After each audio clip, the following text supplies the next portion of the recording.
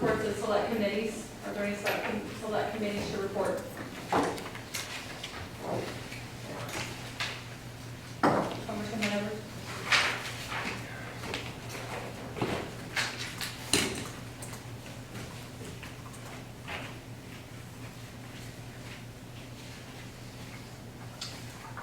Thank you, Madam Speaker. The Rules and Ethics Committee met on ONCA 16-123, an act to require that leases of Osage Nation-owned lands be authorized by resolution of the Osage Nation Congress until such time as the Osage Nation completes and publishes an inventory of such lands. Land use laws in effect, and there are rules and regulations governing hunting and fishing, licensure and penalties, and to establish an alternate effective date.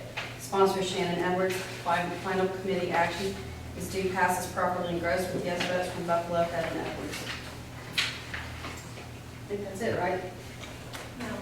No, there's a resolution. All 5 of them need to be read down. Oh, I'm sorry. That's right. I read the most important. We saved it. We saved it for this portion. Okie dokie. This ought to be scary.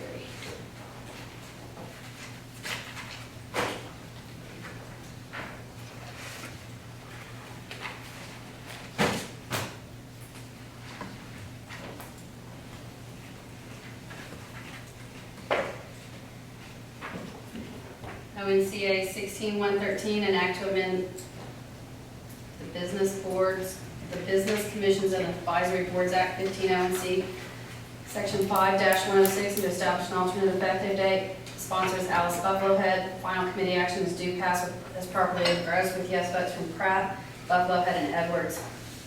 Also 16 ONC 121, an act to authorize and appropriate $180,000 to the Osage Nation Foundation to administer and distribute, there's mistakes on the report, as donations and matching arts grants, and to establish an alternate effective date. The sponsor is Alice Buffalo Head. Final committee action is due pass as properly engrossed with yes votes from Pratt, Edwards, and Buffalo Head. ONCR 1641 is a resolution to provide for an election to amend Article 6, Section 22(3) of the Constitution of the Osage Nation. The sponsor is Maria Whitehorn. Final committee action is due pass as properly engrossed with yes votes from Pratt, Buffalo Head, and Edwards. ONCR 1646 is a resolution to facilitate the Osage Nation's land buyback program and the execution of home site leases for fractionated landowners. Final committee action is due pass as properly engrossed with yes votes from Pratt, Buffalo Head, and Edwards. ONCR 1701 is a resolution to support and congratulate St. Louis University on the bicentennial anniversary of its founding. There's a mistake in there. In 1818, and to acknowledge the relationship between the Osage people and the Catholic Church. Final committee action is due pass as properly engrossed with yes votes from Pratt, Edwards, and Buffalo Head. Thank you, Congressman.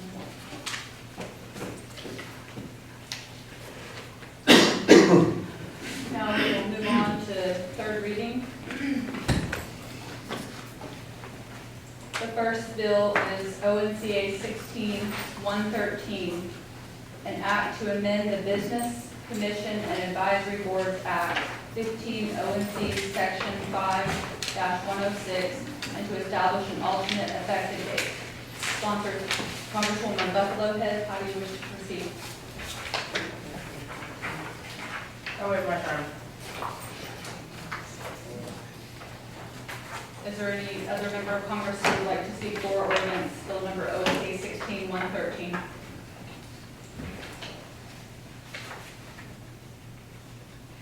Seeing none, the question is, shall ONCA 16-113 pass? Congressman Hamilton. Yes. Congressman Maker. Yes. Congressman Mason. Yes.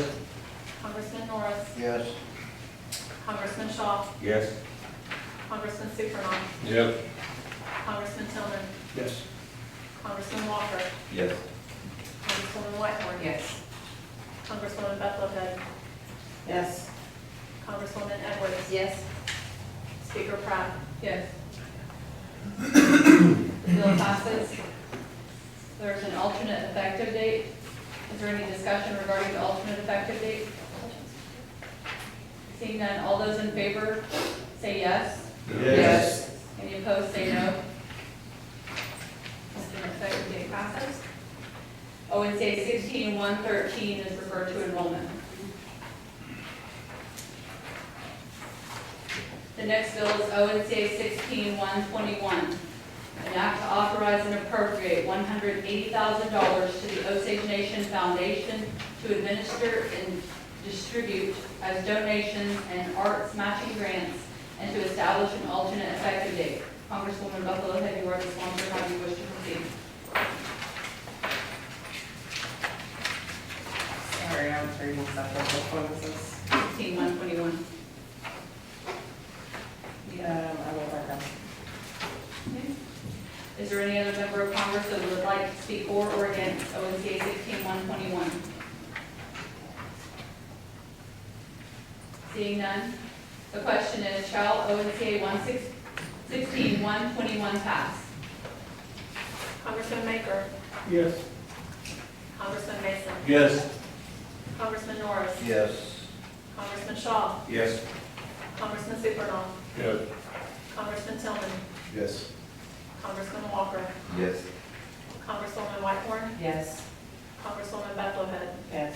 Congresswoman Edwards, Yes. Congressman Hamilton, Yes. Speaker Pratt, Yes. The bill passes. There is an alternate effective date. Is there any discussion regarding the alternate effective date? Seeing none, all those in favor of the alternate effective date say yes. Yes. Any opposed, say no. The alternate effective date passes, and ONCA 16-121 is referred to enrollment.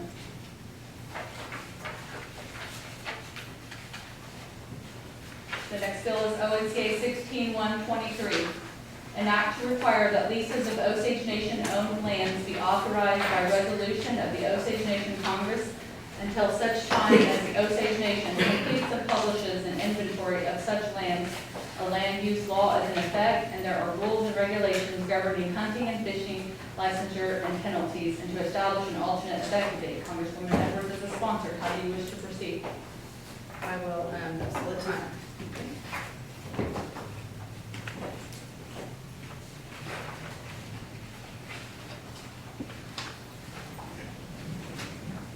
So I had my fishing pole and my shotgun ready to bring up here because right after session, I was thinking about going hunting and fishing on 43,000 acres owned by the Osage Nation. Or maybe go down on campus and hunt and fish. Or go to any one of a number of other pieces of property that the Osage Nation owns. But it's not right because there are no regulations regarding who can hunt and fish or when you can hunt and fish or how you can hunt and fish on Osage Nation-owned lands. Now, someone's going to say, we can follow the state. Now, you tell me, as a sovereign nation, is that what we're going to do? We're going to say, yeah, we'll just default to the state when we can assert our rights as a sovereign nation over hunting and fishing of our own lands. This was brought up to me, and I indicated this in committee, over 10 years ago by a friend of mine, Bill Lynn. He said, when are you guys going to get hunting and fishing regulations? Because that would be a nice thing for our tribal members to have, to be able to hunt and fish on our lands. And I said, well, I'm sure we are. But you know what? We haven't gotten around to it yet. And it is a daunting task. I've looked at the hunting and fishing regulations of various tribes. I've looked at the White Mountain Apaches. I've looked at some other tribes out west, the Havasupai, the Wallapai, some of the California tribes, the Yurok tribe, where this is very important to them. The Alaska villages, all of this is very, very important, particularly those people who are subsistence tribes and nations that live off of hunting and fishing, some of them. I've been told that there actually are people that I've known in my life that live that way as well, and I admire them. So I think we need to have a way for us to be able to have our members hunt and fish for land, but we don't have it yet. And so you've heard me talk about a plan, and when we bought this large ranch, we needed a plan so that we wouldn't just have chaos out on, the Blue Stem Ranch. And I fear that that might be coming. So rather than just watch it happen, I propose that we take an orderly approach and we pass a law that says until such time as we have hunting and fishing regulations, and that doesn't mean 10 years, that means now, soon, we don't allow hunting and fishing on our lands. Now, some lands are already leased, and I understand that, and those are exempt. But when we lease for the first time, or we release, and this law calls for that to be authorized by Congress, so the principal chief can sign those leases if and when we do that, we need to have hunting and fishing regulations. Maybe when you lease lands for some purpose, you reserve hunting and fishing rights for the tribal members. I don't know. But that's what we need to have concerted discussion and agreement on, or disagreement, as it might be. But we need to have a law and some rules and regulations about it. So this is a placeholder, if you will. It just says, until we get there, hold on. I said today that there is an advertisement on our website, the Osage Nation website, that says it says the Osage Nation is taking proposals regarding what to do with the Blue Stem Ranch, including leasing all or part of it. I also mentioned today that we have a resolution from this Congress that says we want to go with the plan that we had from the beginning, which was creating a board to oversee and manage that ranch. Those things need to happen together. The ranch board, the executive branch of our government, those officials, and this Congress needs to work together to come up with a scheme. So I would urge your support for this bill. It's a placeholder, as I indicated, and then we'll work together to get some hunting and fishing regulations and some leasing law on the books. Thank you. Thank you, Congresswoman. Are there any other members who would like to speak for or against this bill? Congressman Shaw.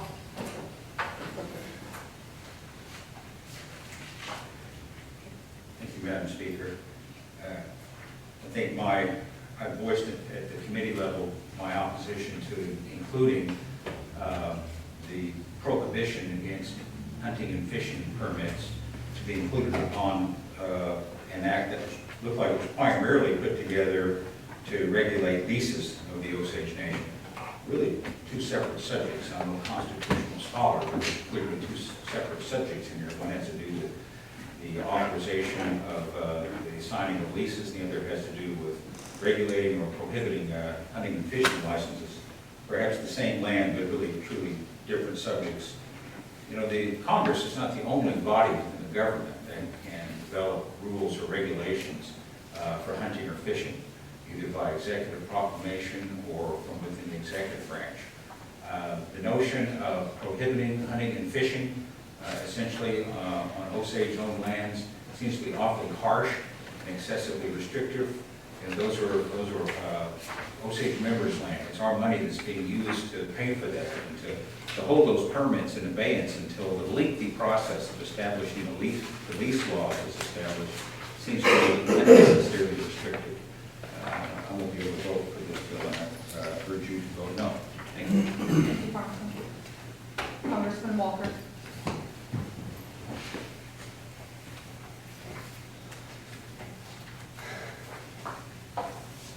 Thank you, Congressman Shaw. You lessened what I was planning to say. I guess what I was going to close with saying a minute ago was there's a big difference between future potential hunting regulations and authorizing Osage Nation leases by resolution by the Congress, which I stated earlier. I don't believe that's our job. I think it's a blatant and total encroachment on the separations of powers and is unconstitutional in my opinion. I'll be voting no for this. Thank you, Congressman. Are there any other members who would like to speak for this bill? Congresswoman Whitehorn.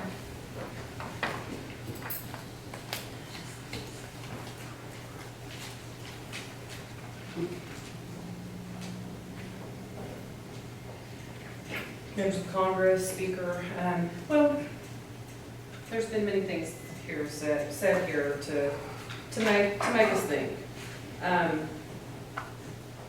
I do believe that permitting, the act of issuing a permit, the act of issuing a permit by a document to somebody to hunt or fish is a process that does need to be set out in Osage law. I don't believe that without the authorization of any department to do so, that it would be lawful or legal. So I think with the recent purchase of this property that this body is committed to writing the laws that would apply to this land. I disagree with Congressman Walker that authorizing the execution of the principal chief to be the executor of leases is unconstitutional, because if it is, we've been doing unconstitutional stuff in the past that he was requested by the principal chief. So I believe, and especially with the emails that Congressman Edwards read today, I believe his opinion is that this body has the authority to authorize leases before their execution. I also know that a lease can also be a hunting or a fishing lease.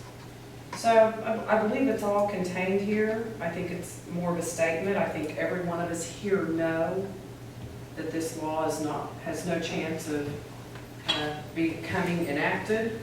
I think it's a point to talk about. I think it's a challenge for this body to sit down and get to work on the necessary laws that we need to regulate hunting and fishing and the leasing process of our lands that we now own. Thank you.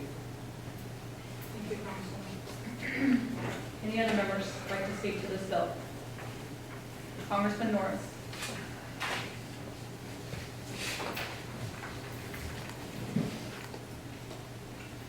Madam Speaker, members of Congress, you voted earlier today on an amendment to this bill, and I was one of the ones that voted no on the amendment. And my concern, it has nothing to do with infringing on another branch's powers or whatever. I have questions about the hunting and fishing, getting laws in place before our Osage people can go out and hunt or fish on our nation's property. And if we have to wait on laws to become effective, some type of hunting regulation laws or whatever, to be put, I mean, if we have to wait on these laws, this could take a while. And I couldn't understand in my head why we couldn't be issuing temporary permits or temporary licensures or whatever you want to call it to our Osage tribal members. And I think of anytime I look at recreation, I think of our veterans. Our veterans, we have a large number of Osage veterans who like to go out and hunt and fish. And it's therapeutic for them to throw a line in a pond and sit there, and it takes their mind off their problems. But that was my main concern is the amount of time that we have to wait on these laws to get into effect before our own Osage people can go out and enjoy the land that we've not only recently purchased, but other lands that we might own that has the capabilities to support hunting and fishing. This is a tough one to vote on for me, because I understand what's going on here and what's at stake. And thought about this for several hours, honestly, but, so I'm still a little bit undecided. Thank you. Thank you, Congressman. Congressman, no questions?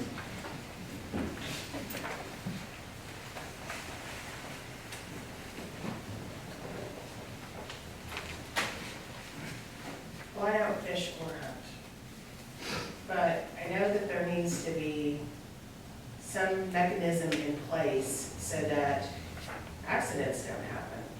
And right now, what we're looking at, we don't even know what we're looking at. So I think that it's an appropriate time for us to come to a halt, create a law, work with the executive, see what they're wanting to implement for policy and procedure, so that we don't have some catastrophe occur because there's nothing in place that allows for there to be, number one, a process, and two, for it to be fair, so that all Osages know what the process is. Not having that, I think, it creates confusion and just unneeded stress. So I would urge you to vote yes for this. Thank you. Thank you, Congresswoman. Any more discussion regarding this bill?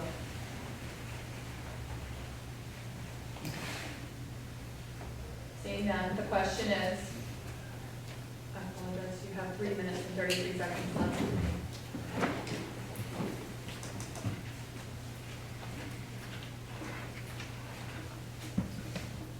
Well, I just want to stress that this will not be an entire reinvention of the wheel. As I indicated, many tribes, particularly those out west with larger land bases, have hunting and fishing laws that we can look to create. But they see the wisdom of not having chaos on their lands, and I think we've got to do that too. What kind of regulations do we have now that are important to us? Let me give you an example. We regulate license plates. No one suggests that, well, it's too much of a burden for the tribal members to go and get license plates and follow the rules and regulations that go along with getting license plates. So that's an example. We regulate tobacco licenses. We regulate membership. We regulate the way elections work. Those all have rules and regulations associated with them that were approved by this Congress. It's not out of the realm of doable. It just has to be done. Now, I hope that people don't see this as an invitation, these comments as an invitation to go out and just hunt and fish or do whatever on our ranch. I fear that that could very well happen. And then what can they hunt? And what can they fish? And when can they do it? I mean, I think back to a time when I asked my father, when he owned our land up here, can I go take some friends and hunt? And he said, no. We've got cattle that's being run on that land. We've got crops that are being grown on that land. It's not compatible without discussing with me and others what we might do about that. And the answer is no. And I think that makes sense. I don't think it makes sense for us now, when we're talking about current operations that are out there, there's currently still livestock out there, correct? So if there's livestock out there and there's currently other things going on out there, I can't imagine, and there's probably livestock being run on other Osage Nation land, that we would suggest, hey, just go on out and hunt and fish. Go on, tribal members, have at it. We need some regulation, and until such time as we get that, we need to say, hold on, give us 1 time. minute. Thank you. Thank you. The question is, shall ONCA 16-123 pass? Congressman Mason. Yes. Congressman Norris. No. Congressman Shaw. No. Congressman Supernaw. Yes. Congressman Tillman. Yes. Congressman Walker. No. Congresswoman Whitmore. Yes. Congresswoman Beth Whitehead. Yes. Congresswoman Edwards. Yes. Congressman Hamilton. Yes. Congressman Maker. Yes. Speaker Pratt. Yes. The bill passes. There is an alternate effective date. Any discussion regarding the alternate effective date? Seeing none, all those in favor of the alternate effective date say yes. Yes. Any opposed, say no. The alternate effective date passes. And ONCA 16-123 is advanced to enrollment.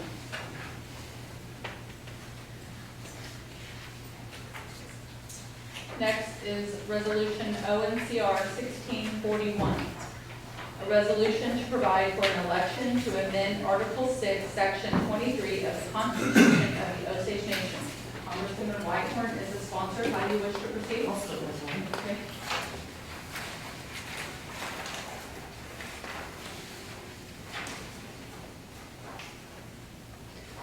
Madam Speaker, members of Congress, I presented a constitutional amendment in the spring session. It was the same one I presented this session, but it's been changed. I've submitted as a committee substitute. The reason for doing so in the spring was I realized that under the light of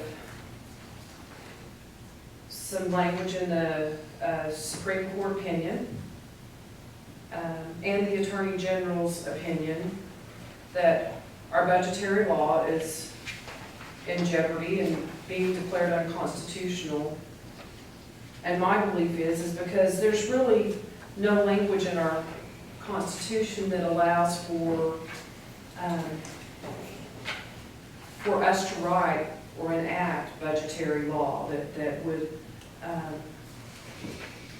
lay out the process that everyone followed when a budget is submitted.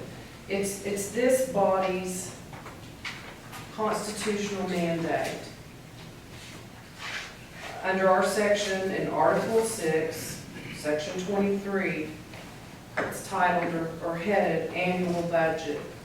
That's this body's duty and obligation. But with some of the things I see in the Supreme Court opinion or suggestions, especially about the Budget Parameters and Limitation Act, I think that they see a lack in our constitutional language that gives us the ability to be able to write law to say how this process will go. And I think it's important that that language is in there. The language I presented to you at the first of this session that was in this resolution, I had several members of Congress comment, and from last session commented that it was wordy, it was hard to understand, and they didn't think that it was redundant, that there were things said in what I put that was in the treasurer's part of our Constitution. So that made me sit back and really have to concentrate, okay, what's my objective here? And my objective is to constitutionally be allowed to write budgetary law. And so I've reduced it to one sentence. So in Article 6, Section 23, after the first sentence, I want to insert one sentence into our Constitution that states, "The annual budget of the Osage Nation shall be governed by the principles of transparency and accountability, and the budgetary process encompassing those principles shall be set forth in Osage law." It's very simple. It gives us the ability to write the law that is going to dictate the process of budgeting. This is not about expenditure law. This is not about being able to say, you can't do this, you're restricted or you're limited. This is about being able to say, this is our process. If everybody will look back and think about this session, there's probably more than 4 processes, but the 4 that I can think of is the executive send us budgets and say, we're using the top-down approach. Okay, this is a new concept for us. I don't think we had any law that they were going to follow that says, no, we're not going to accept that. The Attorney General, which is an independent budget, submitted their budget in the old form that we're used to that follows budget parameters and limitations. The Osage News sent us their budget, which is another independent budget, sent us their budget, and they filled out the congressional form we asked for. And then the judicial branch submitted their budget with a bunch of what they considered to be support documents for us to review. So we had 4 different processes, 4 different ways to look at a budget before us this session. And I just submit to you that we need to have a uniform process that's set in Osage law, that is constitutional, that so we can do our work. It needs to have accountability and transparency built into it. We have had members of Congress stand up here and say, or in the back room say, you know, if somebody comes up and asks me how much I appropriated to the Hominy Wheeler, I'm going to have to look at them and tell them, I don't know. And that's truth. That's truth. We don't know. Because of how the process was this time. So therefore, if Congress doesn't know, then we haven't been transparent to the Osage people either on how we've appropriated their money. So this, to me, is going to be able to let us set laws, pass good legislation that's going to have transparency, accountability, and uniformity built into it. I urge your support of this. We have a special election already that's been signed into law by the chief. We're going to put the ballot question about what marriage is, and it's going to go before the people. At the same time, this constitutional amendment can be put on that same ballot. I urge your support, and that's all I'm going to say unless anybody has any questions I need to respond to. Thank you. Thank you. Congressman Supernaw.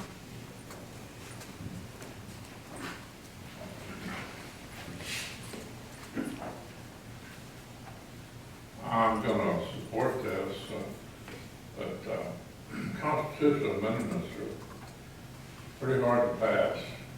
First hurdle is it takes 10 votes here to move this forward. And then, if it goes forward, there'll be town hall meetings, months of explanations, and it'll go to a vote of the people, not subject to veto. They'll go directly to a vote and be on the next ballot, special election. If there was ever, well, you know, our constitutional amendments are hard to pass, and they should be, because we don't want to be changing that constitution every time somebody gets a burr into a saddle. You don't mind that cliche. But if there was ever a constitutional amendment that was needed, I think it's this one. If anybody's gone through this process, this session, with the uncertainty of how our budgeting process is to be conducted, I think anyone should see that this needs to be a law. It needs to be established. The way it is right now, we've got a Supreme Court opinion that purports to clarify. It seems like everybody who has an agenda interprets it a different way, and it's more confusing now than I've ever seen it before. I hope this will help to settle that issue. It brings and repeats transparency and accountability, which probably everybody here that ever ran for office is run on that platform. If they were going to do that, of course, we forget it pretty quick, but it's all been said. Anyway, I urge you to support this. Thank you, Congressman. Would any other members like to speak for or against this resolution? Congressman Shaw. Thank you, Madam Speaker. You know, if you looked at the original language, indeed it was technical to attempt to try to specifically place in the Constitution what we felt we were needed, what we felt we needed to be able to support our budgetary process and to support our current laws. But that got wordy, just as Congressman Feinhorn said. It became more arcane, perhaps, to the voting public. We knew what it meant, but I think that may have crippled its attempts to be passed, whereas a more simplified approach that references principles, simple principles that can be easily understood, I think has a much better chance not only of passing, but being understood by the voters of the Osage Nation. Certainly, it being passed doesn't guarantee a smooth or unobstructed road to budgetary law, but I feel more comfortable and on more solid foundation to be able to articulate with those principles in our Constitution than simply trying to cite right or wrong, because it's very simply put right now, our abilities and our obligation in the Constitution. We need some strong principles that we can lean on to be able to draft future legislation to govern our and support our budgeting process. I'll be voting yes. Thank you. Thank you, Congressman. Congressman Walker.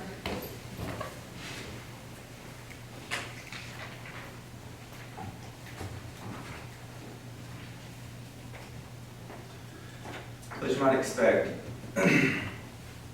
I struggled with making this decision, or deciding how I was going to vote.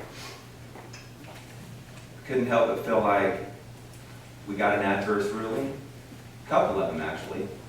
So let's attempt to change the rules. Well, in this case, it's not that easy for us, because this is in the Constitution.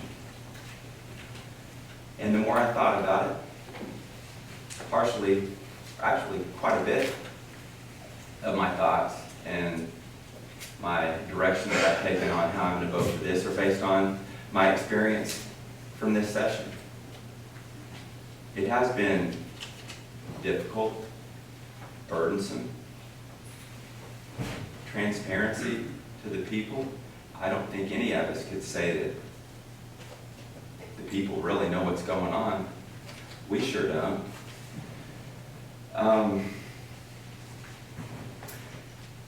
In this case, I think it is worthy of sending it out to the people and allowing them to decide if the Congress can put forth law to establish the budgetary process and encompass the principles of transparency and accountability.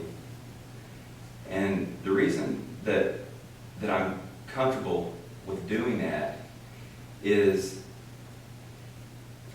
one, it would have to be signed into law or overridden by a veto override. And if in that case, if we got too far down into the details and encroached upon the executive authority that's given to the executive branch in the Constitution, then it could be challenged in the Supreme Court, and ultimately, whatever future law may be passed, will be passed, if this does actually get inserted into the Constitution, the courts could decide for us. So I'll be voting yes for this. Thank you. Thank you, Congressman. Any other members of Congress like to speak to this resolution? Congressman North.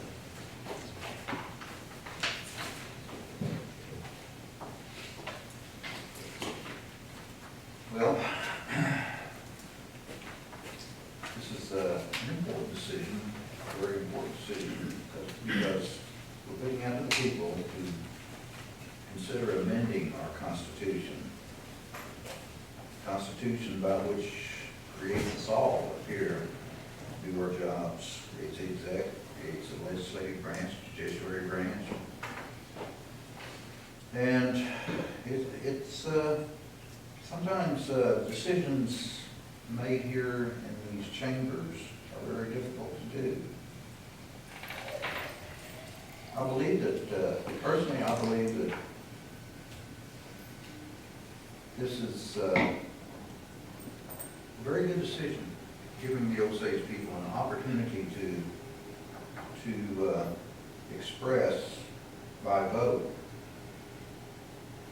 how they feel about our transparency, how they feel about our accountability, and our ability to create laws to enforce accountability and transparency. As Congressman Supernaw said, that we all run on transparency and accountability. Now's the time to step up and show people that we really mean it. And I hope that the people do vote yes personally, to allow us to create laws to enforce transparency and accountability. 10 years our Constitution's been in existence, and it's a living, breathing document. And as it lives and breathes, it's going to grow, it's going to evolve. And I think this is one of the things that will help it and help the Osage people for a long time to come.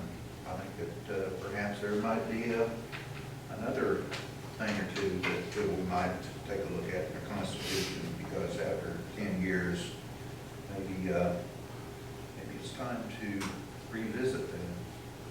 I'll be voting yes on this thing. Thank you, Congressman. Anyone else like to speak to this resolution?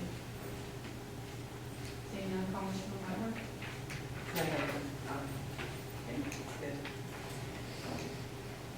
The question is, shall ONCR 1641 pass? Congressman Norris, Yes. Congressman Shaw, Yes.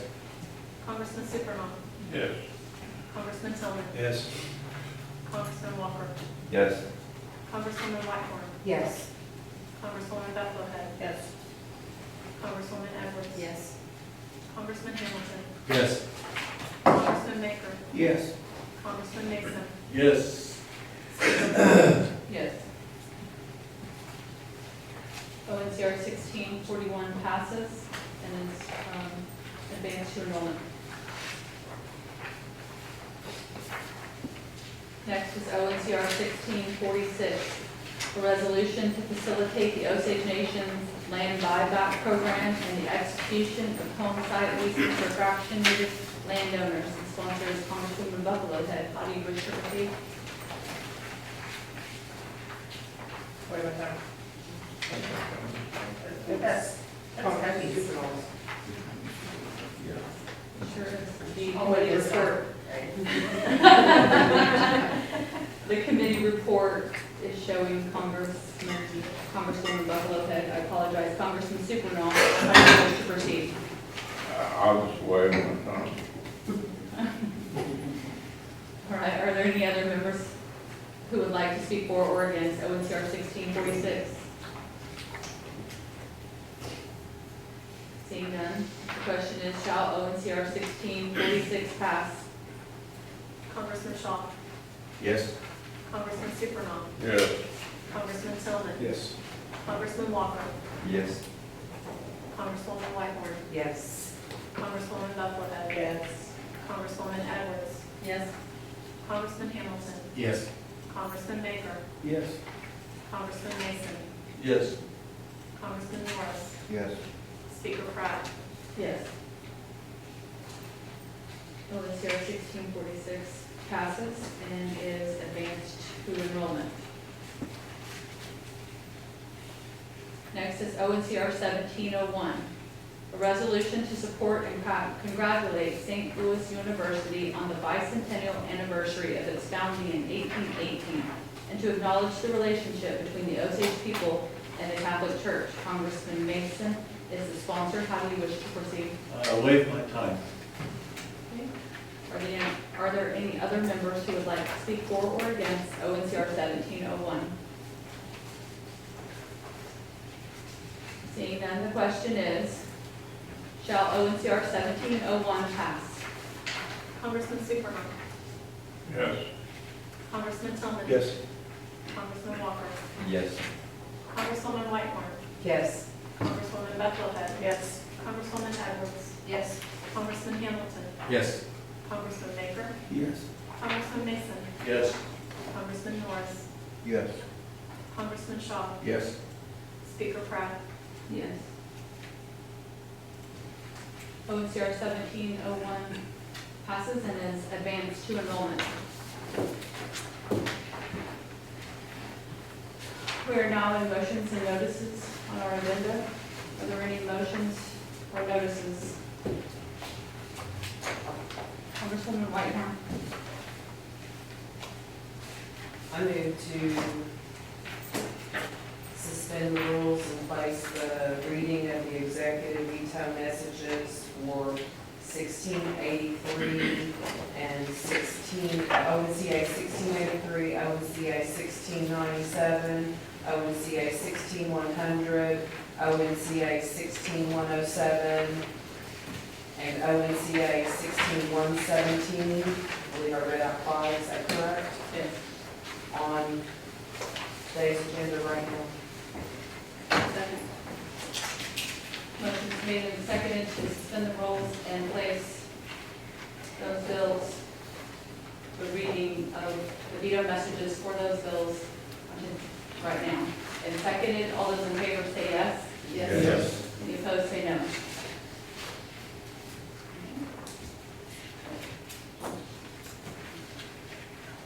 The first executive veto message is ONCA 1683.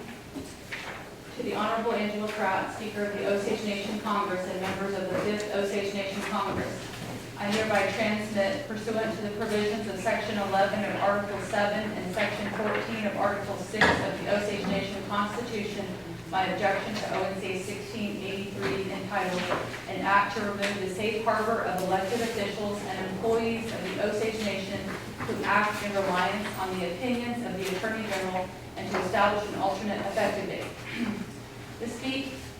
This bill seeks to diminish reliance upon an opinion of the Attorney General of the Osage Nation. This bill removes from the Osage Nation Office of the Attorney General Act the following sentence: "No adverse action may be taken by the Osage Nation government against any official or employee of the Osage Nation government for conduct taken in reasonable reliance upon the advice given in such opinion that was rendered in accordance with federal and Osage Nation laws." The Attorney General is the chief law enforcement officer of the Osage Nation, and among the many duties of the Attorney General is the enforcement of the provisions of the Osage Constitution and all other laws of the nation. This bill makes it lawful to disregard the opinions of the Attorney General. Why would the Osage Congress make it a law to remove the one provision in the Attorney General Act that refers to Osage Nation officials and employees' reliance on opinions of the Attorney General? Based upon these objections and justifications, I hereby veto this bill. Sincerely, Jeffrey M. Standing Bear, Osage Nation Principal Chief. Congresswoman Whitehorn. I move to override the veto. Second. Motion's made and seconded to override the veto for ONCA 1683. Discussion? Congresswoman Whitehorn. Well, from the veto message, I'm wanting to point out that there's no objection on the issue of constitutionality. The chief asked the question, why do we want to do that? To remove that safe harbor clause out of there. To that question, I'd like to state that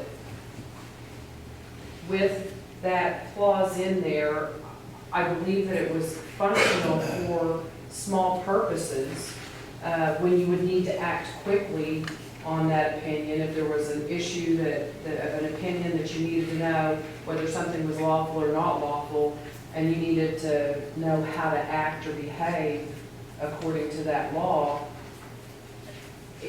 that would give you a reliance to do so. But this wasn't the case with the way this was used. I believe we can all see and know that this was used to strike down the Budget Parameters Act by an Attorney General opinion. Also, it gave the chief and it emboldened the chief to be able to direct the employees of the nation not to follow Osage law. In the Attorney General Act, which sets out the duties and tells you what the Attorney General will do, well, actually, in the part that it talks about the opinions of the Attorney General, the law states the Attorney General opinions are persuasive authority, but are not legally binding. Yes, the Attorney General is the chief law enforcement officer of the nation. That means they enforce the law. They don't write the law. They don't interpret the law as our courts do. A persuasive authority means I looked up in the dictionary. It says able, I can't read my own writing. Able, that's all I can read, able or intended to persuade.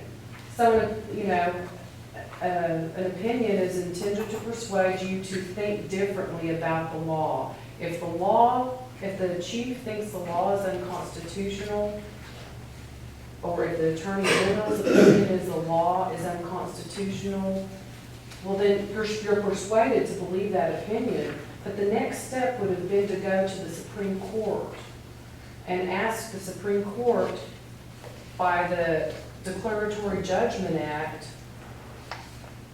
to rule on the constitutionality of our Osage law.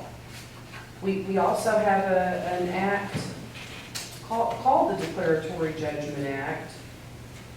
And its function, I'm trying to get it up so I can read it to you. Its function of the Declaratory Judgment Act is as the Supreme Court of the Osage Nation is granted original jurisdiction over the actions for the declaratory judgment between the legislative and the executive branches of the nation, filed by either party against the other to resolve disputes over interpretation of the language or provisions contained in the Osage Constitution. If the Attorney General, if he went to an opinion that it says her opinions are not legally binding, if he went to her for an opinion and the opinion was issued, there's a problem in this law of constitutionality. The next step should have been to go to this court for declaratory judgment to have that law stricken down instead of writing an email to employees to disobey the law. So I think that this safe harbor clause has been abused, and I respectfully request you guys to override this veto, because we have all the mechanisms in our law right now for him to have had a remedy to go on to the Supreme Court and get the Budget Parameters Limitation Act declared unconstitutional. It is not within the authority of the Attorney General. The law states her opinions are not legally binding. So that's what I have to say. Thank you, Congressman. Any other discussion regarding the veto override? Congresswoman Vocalola. Just in addition to those comments, keeping in mind that the Attorney General herself had no problem taking this language out. I would urge everyone to think long and hard about what's transpired over the last couple of months and the positions that not only this Congress has been put in, but the positions of employees. And if you haven't liked what you've seen, then you should vote yes to override this so that we can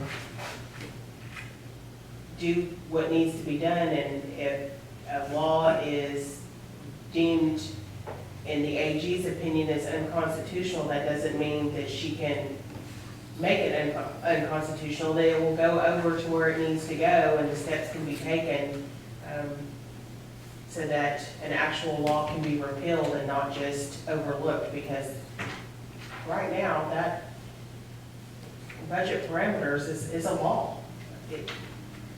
The Attorney General's office issued an opinion, but that's what it is. It's just an opinion. Congresswoman Edwards? Well, I stated this in committee, but I guess I should reiterate that I wrote this law back in the day. And from what I can tell, based on my research, I'm the one that included it in there in the beginning. And to be real honest with you, I never thought we would be where we are today, looking at that provision and looking where we are in terms of an administration saying, well, I don't like one of these laws, and rather than go and, under our three-branch government, go and challenge the law, or sit down with you and figure out between branches how we can come to a better agreement about how we're going to do things. The attitude I see is I'm just going to disregard those laws that I don't like. And by the way, I'll go over to the Attorney General's office and ask her, in light of this sentence or this provision in a Supreme Court opinion, can I just basically do what I want? Now, did anybody think when that question was put that we would be in a session here today where 10 years of budgeting practices would go out the door? I mean, I couldn't have even imagined that. These budgeting practices, these sessions that we have, after all, they're for 24 days in a row. There must have been some thought that it was going to take a while to get through an annual budget. Well, it doesn't take very long if you don't have any information and you're told, just give me the money that I want. And by the way, I'm telling you and you and you not to provide any information, and I'm telling you that I'm going to challenge the subpoena that's issued, just seeking some of the same information that we used to get. Do you know, we, for the first time in 10 years, can't tell you what our educational scheme looks like this year? We don't know how many kids are attending the different schools that we have. We don't know how many teachers are teaching those children. We don't know what after-school functions look like, if any. We've always been able, and maybe it's been through a little push and shove, but we've always been able to know those things. And now we say, hey, under this Attorney General opinion, I'm going to tell all you people, don't go and report that information to the Congress. Don't go report that information to the people. Let's not try to make this government a better place together. Let's just be at odds. I don't really care if the safe provision, harbor provision goes out of this bill now, because I think it's being used for a purpose that was never intended. Thank you, Congresswoman. Congressman Walker? Well, those were all persuasive words or speeches, or maybe to some of us at this late hour or late in the game, it's more like Charlie Brown teacher talking. I don't really know. But to me, this sends a bad message. And the interesting thing to consider is that if the Attorney General is going to issue an opinion that something's unconstitutional, who's the person that goes and prosecutes or files charges?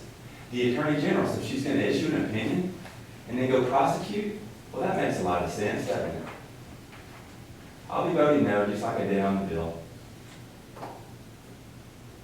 Thank you, Congressman. Any more discussion? Congresswoman Whitehorn? Well, I was just puzzled at the prosecution part of the Attorney General. I wasn't suggesting that it would go for prosecution. I was suggesting it would go straight to the Supreme Court for declaratory judgment when she issues an opinion that something is unconstitutional. So that's properly and correctly where that needs to go. Thank you. Any more discussion? Congresswoman Buffalo.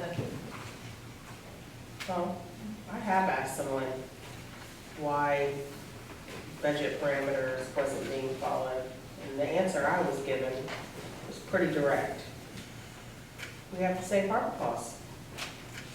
To me, that's an abuse of what this is for. And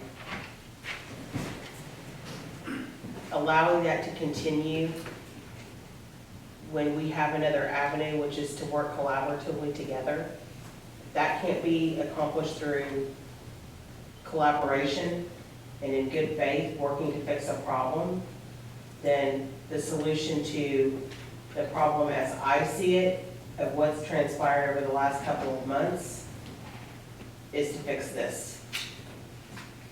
So that's why I'm voting yes. Thank you. Congressman Walker. We've had 6 months to collaborate and find a solution. I guess this is the solution, remove the safe harbor clause from the Attorney General Act. That's not collaboration and solution finding.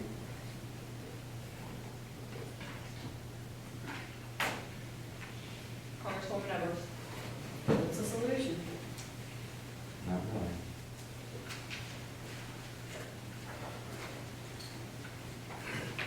Any more discussion? Members of Congress, the question is, shall the veto for ONCA 1683 be overridden? Congressman Tillman, Yes. Congressman Walker, No? Congresswoman Whitehorn, Yes. Congresswoman Buffalo, Yes. Congresswoman Edwards. Yes. Congressman Hamilton, No. Congressman Maker, Yes. Congressman Mason, Yes. Congressman Norris, No. Congressman Shaw, Yes. Congressman Supermom, Yes. Speaker Pratt. Yes. The veto for ONCA 1683 has been overridden by Congress.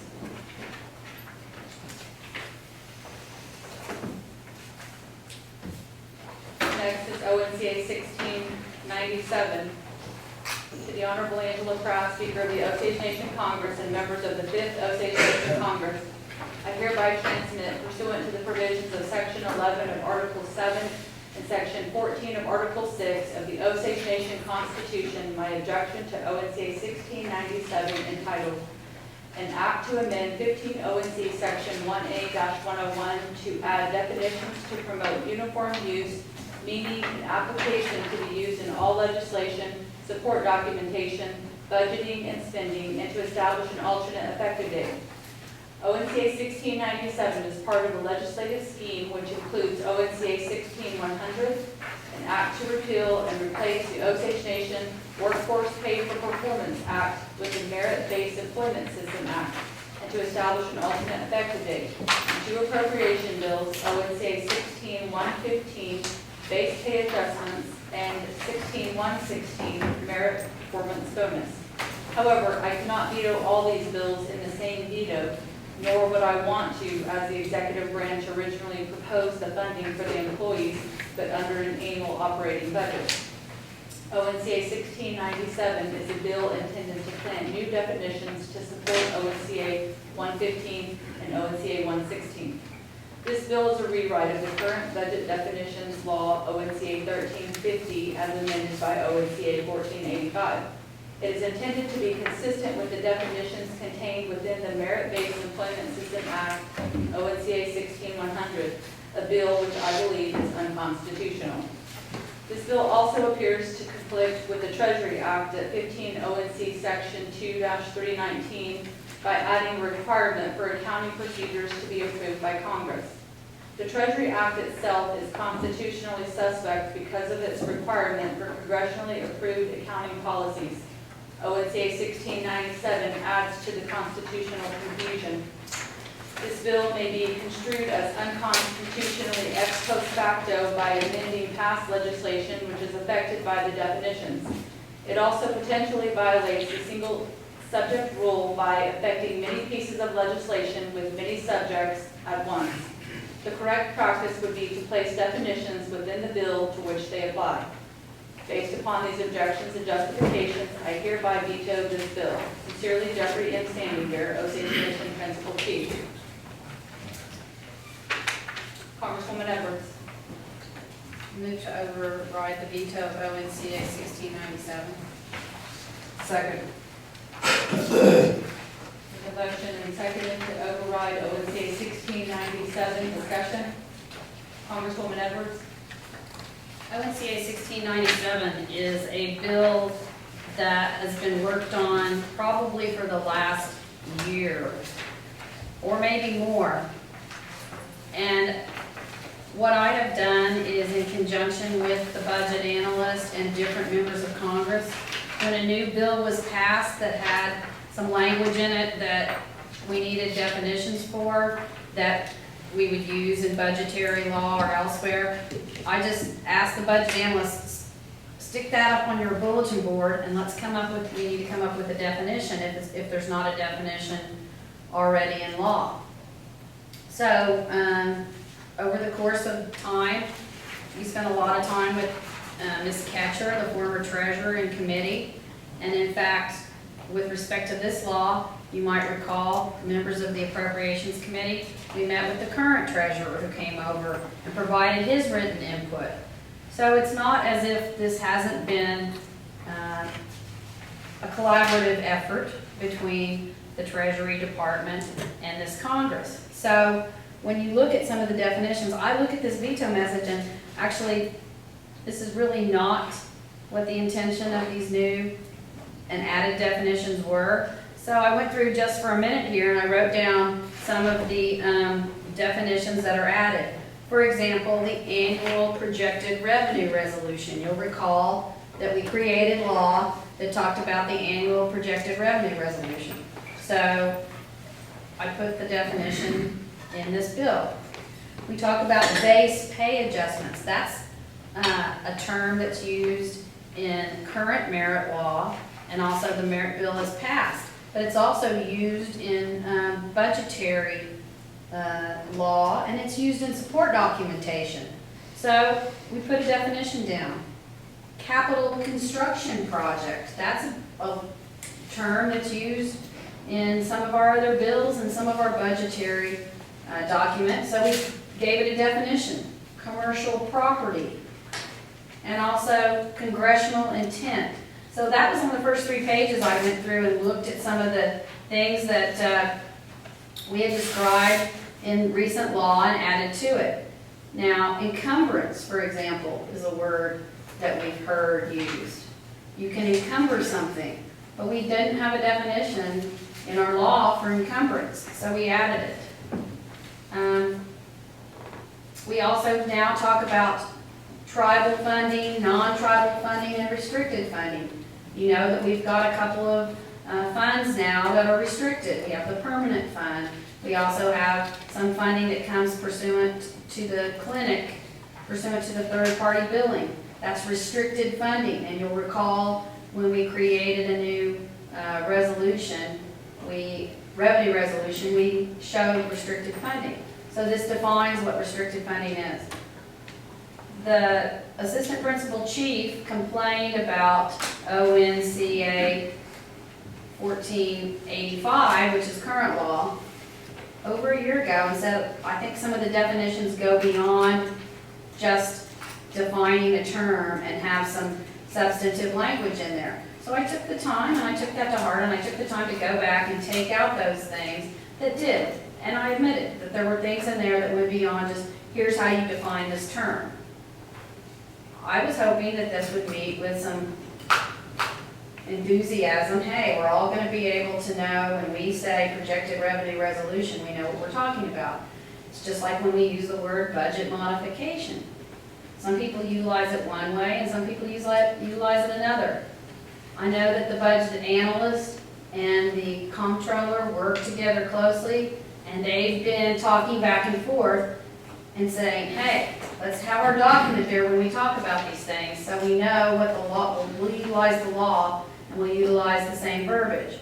It's important for them to have that, so that one of them's not talking about one thing, and the other one's not talking about something else.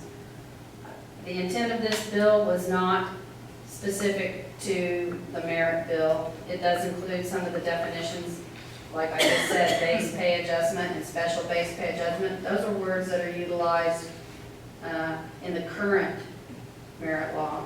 Other than that, I don't think there's really any other definitions that relate totally to merit. So I think there was widespread support for this in the beginning.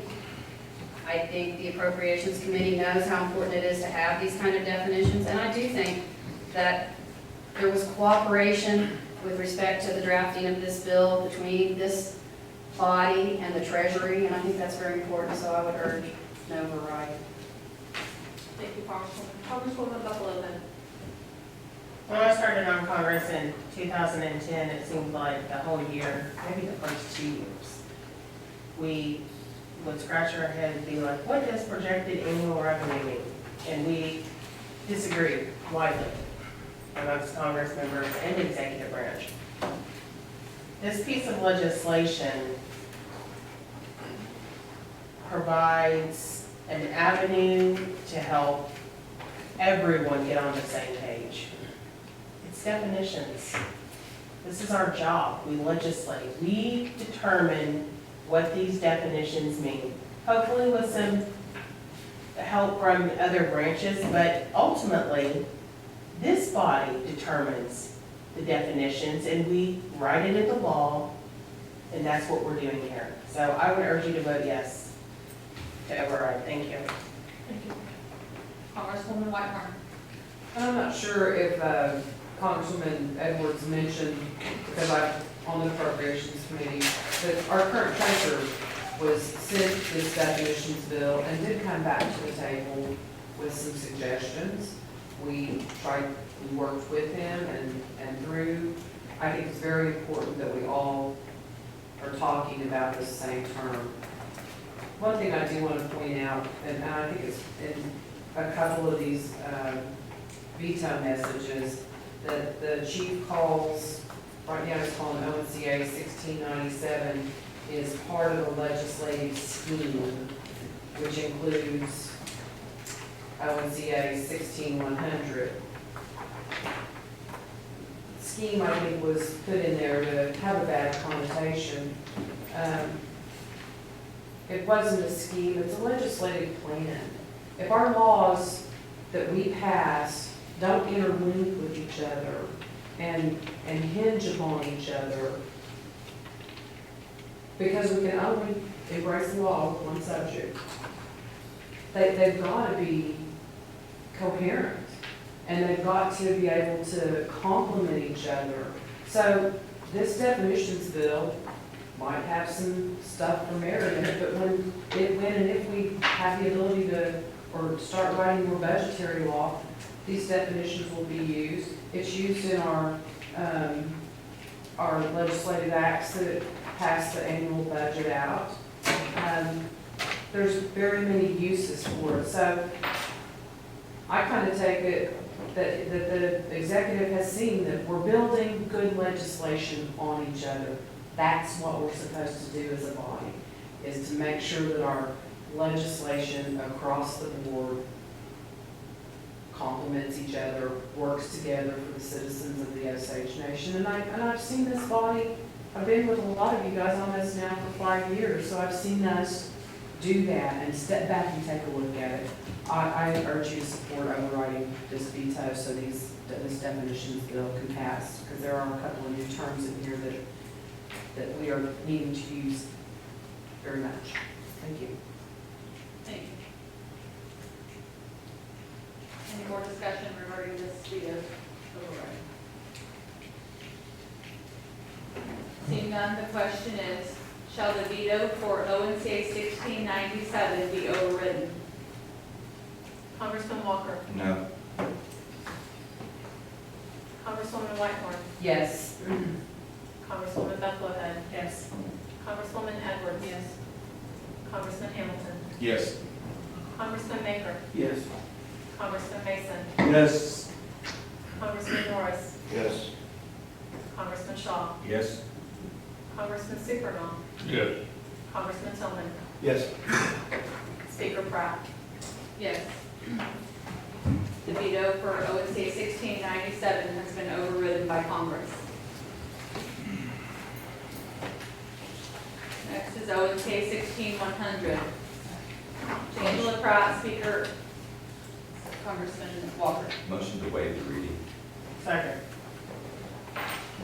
Motion made and seconded to waive the reading for ONC 16100. Which I appreciate. All those in favor say yes. Yes. Any opposed say no.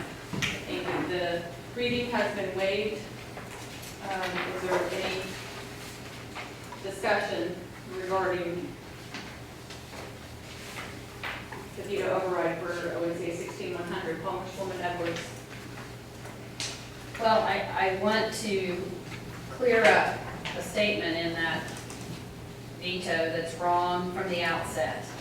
And that is that the executive branch was not consulted and that the HR director or Human Resources Department was not consulted.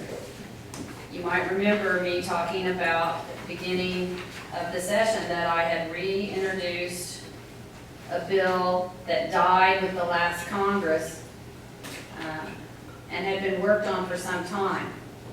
So I went back and I looked at a couple of emails that are back in April.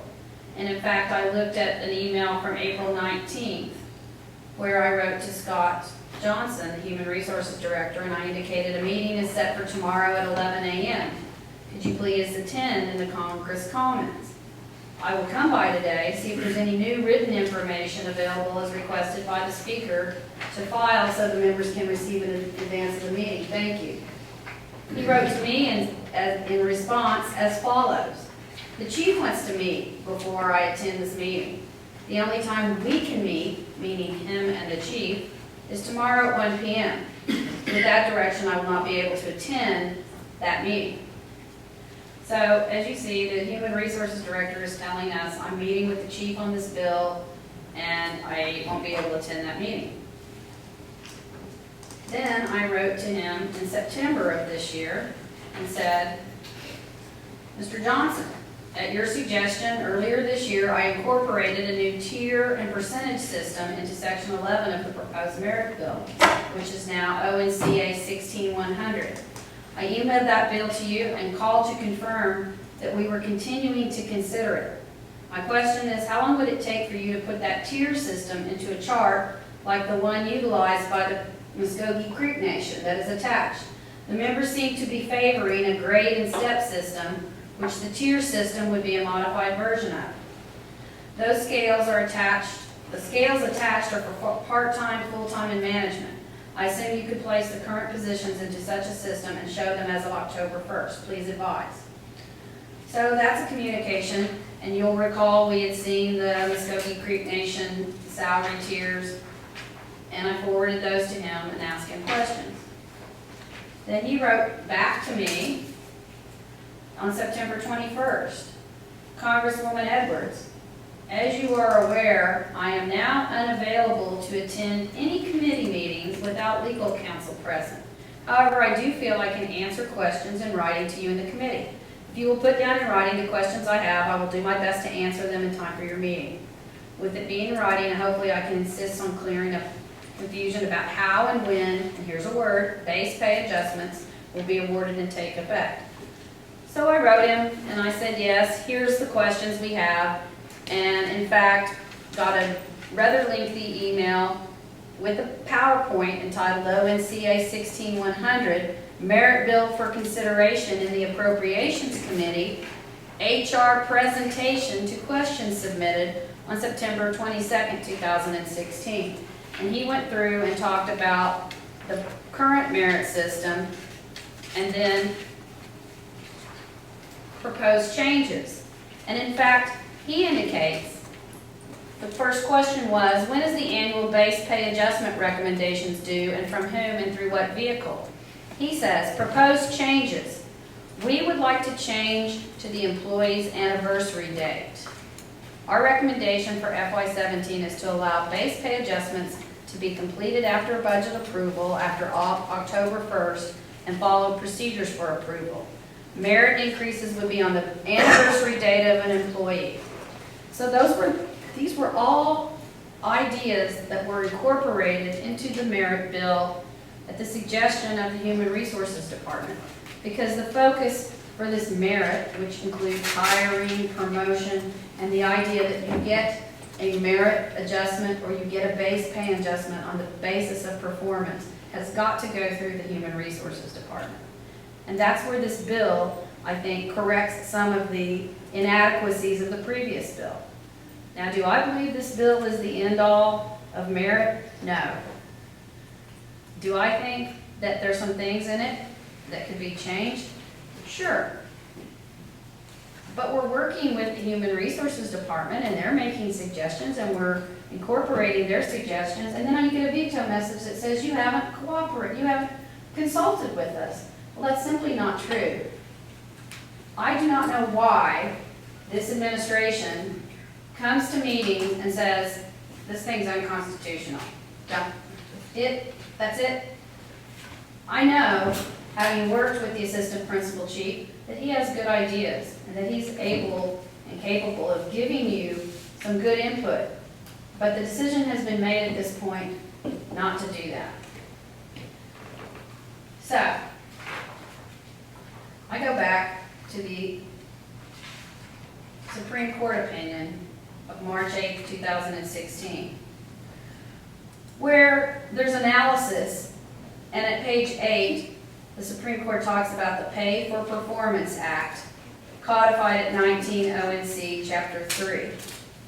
And it says that that Pay for Performance Act, adopted pursuant to Article 6, Section 22, exclusively governs employee compensation. It exclusively governs employee compensation, meaning that's the place where we need to address employee compensation. Article 6, Section 22 of the Constitution requires Congress to establish a system under which merit principles will govern the employment of persons by the Osage Nation. When the Constitution mandates that Osage law implement its provisions and Congress enacts such a law, then that law controls.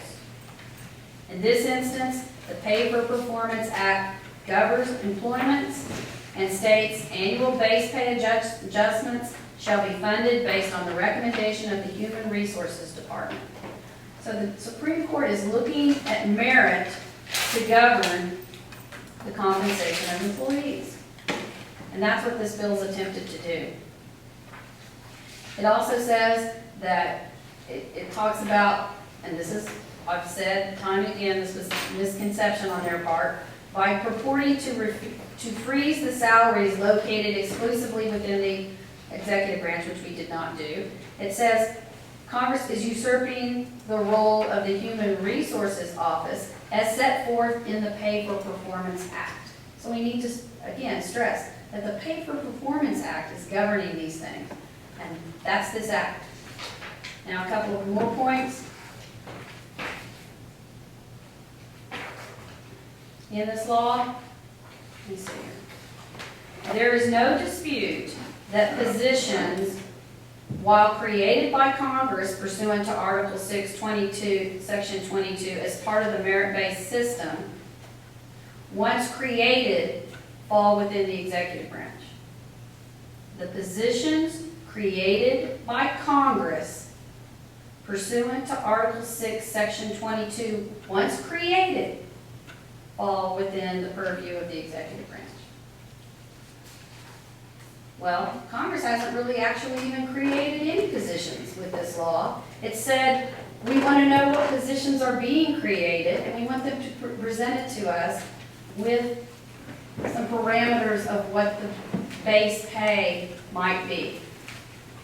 Now, why is this stuff important? I know that people want to say, well, you just want to know what everybody's making. No, I really don't really want to know what anyone's making, but I think the people have a right to know how their money's spent. And I can't find a government that doesn't either by publication or by going over and asking through an open records examination, can go and find out what salaries are awarded to people that work within that government. And I think you know that I went over and did that as part of an open records request. I walked over to the Human Resources Department and I said, I want to see what positions this nation has and what the salary range is for those positions. And do you know, I do not have that answer to this day. And frankly, the answer was due to me several days ago. Now, just one more example of why this is important. This is the Osage Nation Master Plan, the Campus Master Plan. It was created in 2010. And one of the things that was very important to the folks on that committee was projected campus growth. There's a whole section on it, and it's asking, how is this nation going to grow? And it talks about it. The campus growth chart is based on numbers and is presented to help anticipate program growth on campus over the next 25 years. And there it is. It says campus growth, percentage growth, change from the previous year, and campus staff population. It wants to know how many people are working for the nation each year. Now, if someone asked me today that question, I could not tell you, and I don't think anyone else could tell you that either. Because as it stands right now, we have no idea how many new positions were proposed this year, how many positions were eliminated. I think we know a little bit about the Gaming Commission, but other than that, no. And so I don't think we can even tell you how many people are on this campus right now. So this stuff is not really there for the purpose of trying to find out things that we're not supposed to know.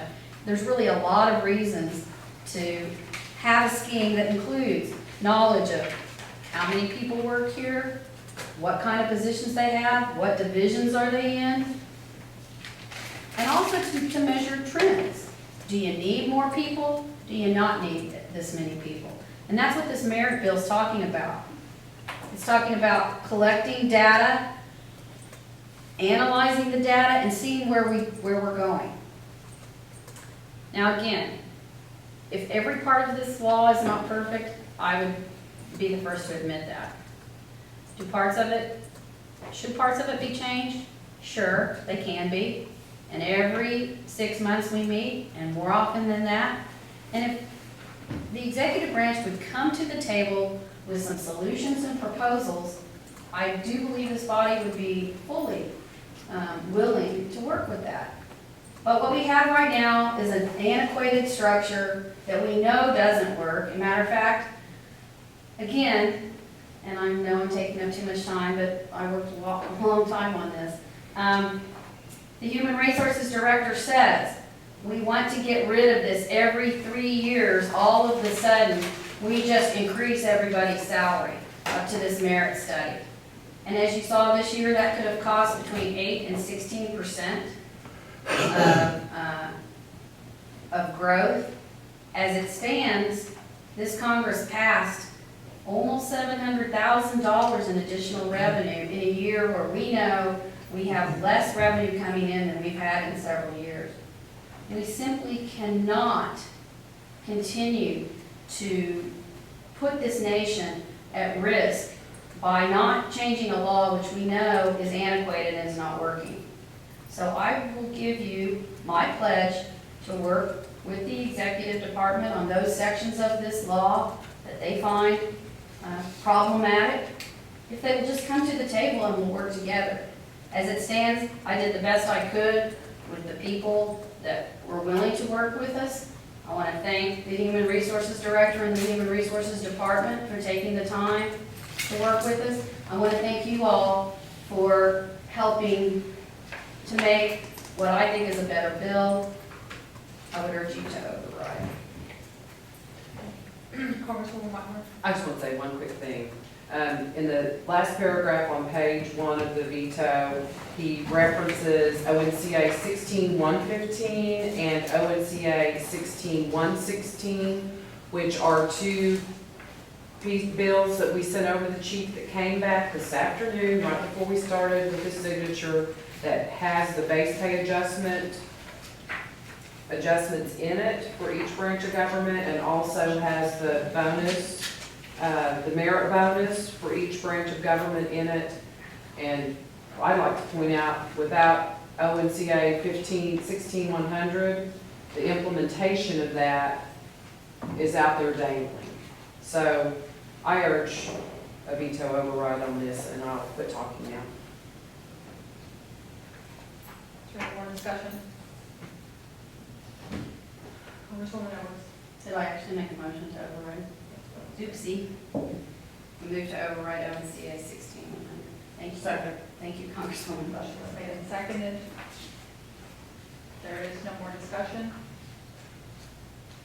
The question is, shall the veto for ONCA 16100 be overridden? Congresswoman Whiteworth. Yes. Congresswoman Bucklehead. Yes. Congresswoman Edwards. Yes. Congressman Hamilton. Yes. Congressman Maker. Yes. Congressman Mason. Yes. Congressman Norris. Yes. Congressman Shaw. Yes. Congressman Supernaw. Yes. Congressman Tillman. Yes. Congressman Walker. No. Speaker Pratt. Yes.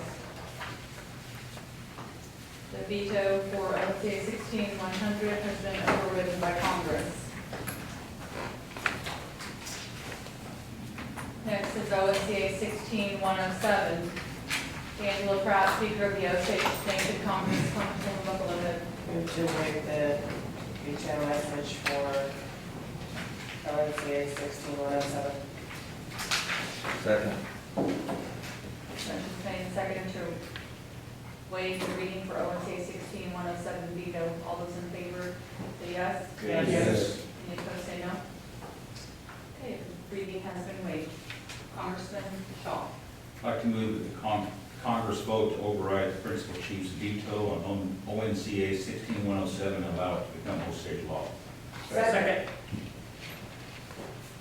Motion's made and seconded to override the veto. Is there any discussion? Congressman Shaw.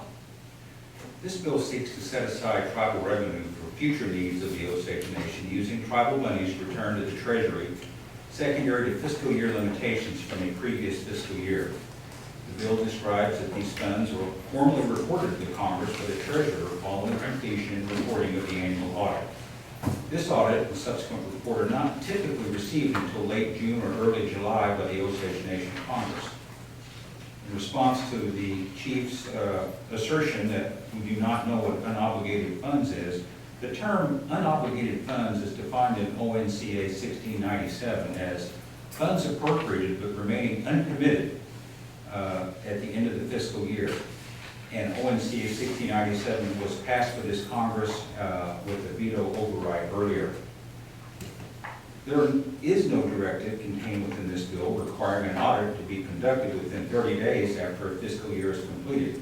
In fact, the unobligated funds referred to are from the fiscal year for which an audit has been completed and a treasurer's report is available.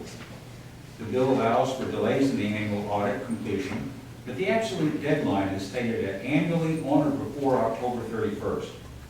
Finally, a plain reading interpretation of this bill is that unobligated funds from the previous fiscal year for which a treasurer's report has been received and the annual audit completed are to be deposited to the retained revenue fund annually on or before October 31st. Following a successful veto override, I expect this fund to have $2.9 million or so deposited to it by October 31st, 2016, which is the amount reported to us by the treasurer that followed completion of the annual audit for FY 2015. This amount represents the only known unobligated tribal funds. Likewise, the bill calls for a similar process and timeline for unobligated funds from FY 2016, which will not be known or audit completed until July of 2017 as specified in the Treasury bill. I would urge you to vote yes to override the veto. Is there any more discussion? Congresswoman Whitmore? I did all the research that he just expounded also, and we discussed it, and the Treasury bill, the annual audit that it refers to in this bill is a date that's set by policy and procedure of the Treasury Department. So, to me, this veto message,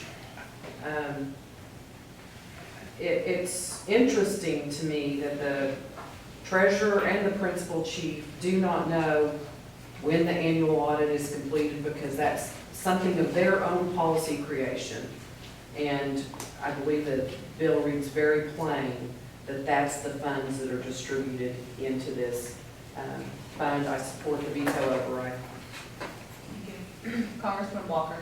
Well, I was worried about it as well, and I did vote yes on this, but I was worried about the bill for the same reasons that are expressed in the veto message. Now, as explained by Congressman Shaw, I get it, but in the bill it says from the previous fiscal year.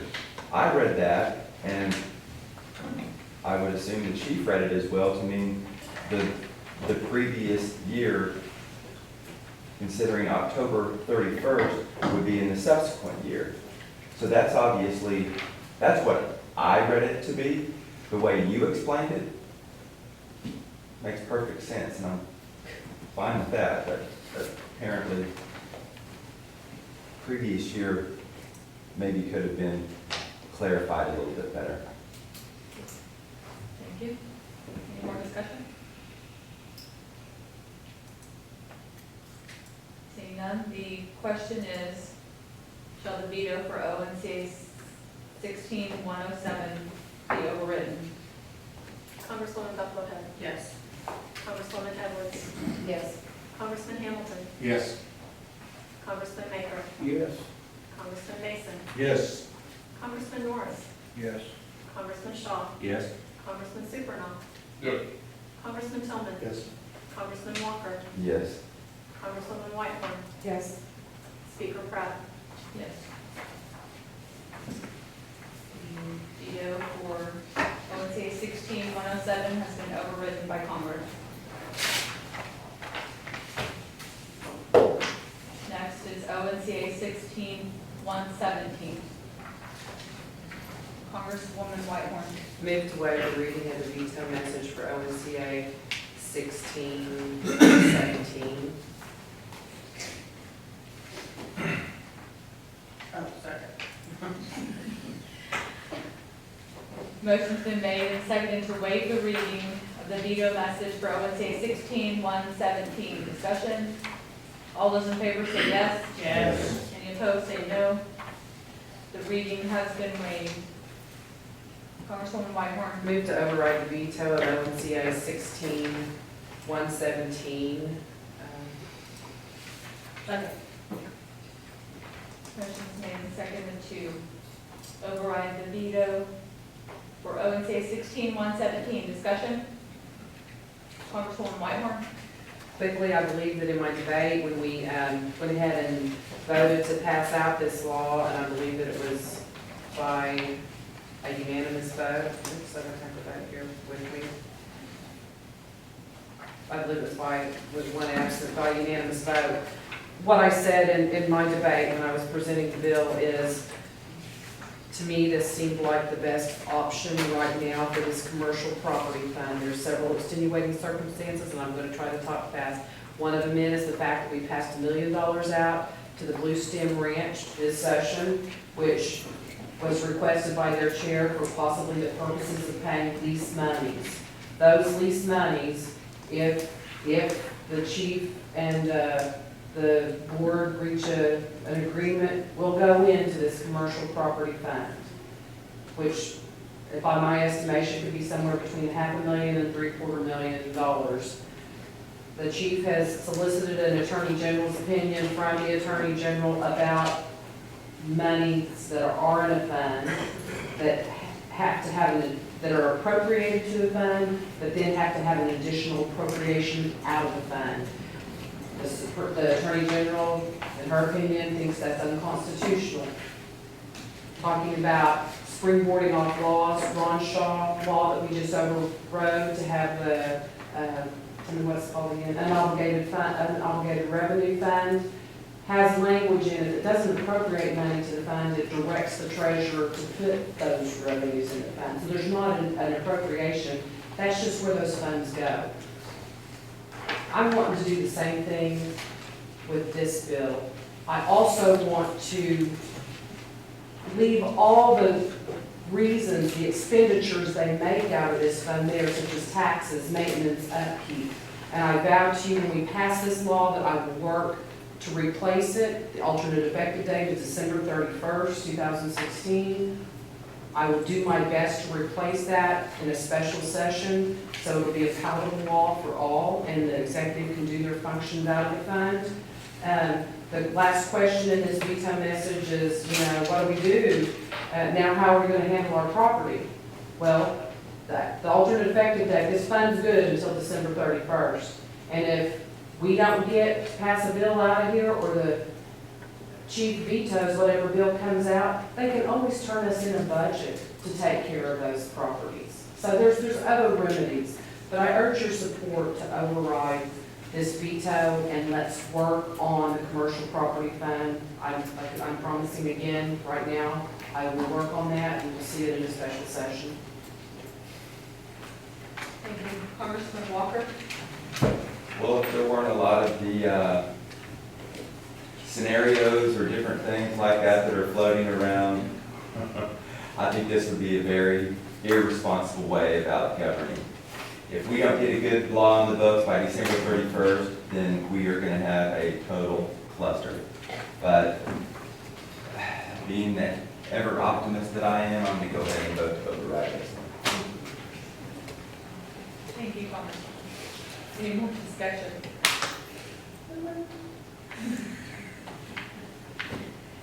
Seeing none, the question is, shall the veto for ONCA 16-117 be overridden?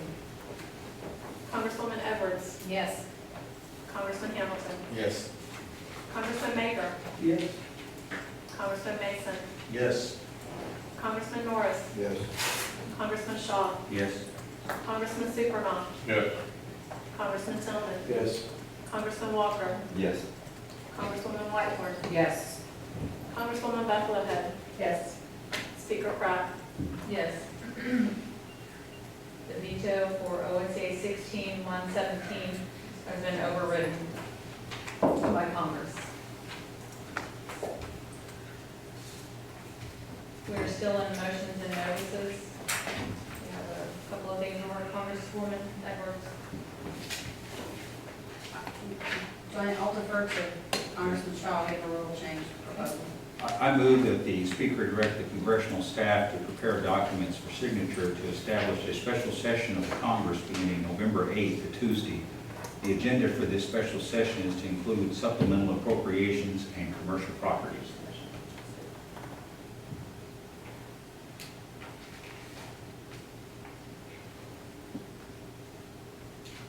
With a motion on the floor, is there a second? Second. Motion's made and seconded, discussion? Congressman Shaw, we had a discussion in the back about dates that people were available, and we all agreed of a date that we were available, and what happened to that date? Congressman Shaw. Congresswoman, it's my opinion that if we were to wait until the first week in December, that I think it's very likely that we'll be called back into special session by the chief to allow such a lengthy period of time. I would prefer that the Congress call a special session in a more reasonable time period. It doesn't have to be November 8th exactly, but before Thanksgiving. Congressman Walker. Well, I'm not real excited about reconvening in the near future. I was kind of thinking that the last week of November, which I thought was what we discussed, it works better for my schedule, I'll just say that. I would like to briefly state that I just came from a meeting with the chief before we came came right in and he made a mention of a special session being called by the executive branch at the end of October. Congresswoman Edwards. Well, they always say lack of poor planning does not constitute an emergency. What did you say? You said for the purposes of supplemental appropriation? Can you explain that? Congressman Shaw. I believe that when we set a special session, I think it's very reasonable to consider at least two topics for the call to list. We're certainly not limited to that. I would fully expect other legislative topics to be added later. It's simply some starter topics, supplemental appropriations for sure, which I would expect to be at the end of October if we're calling a special in by the executive branch, and perhaps additional work or legislation on commercial property.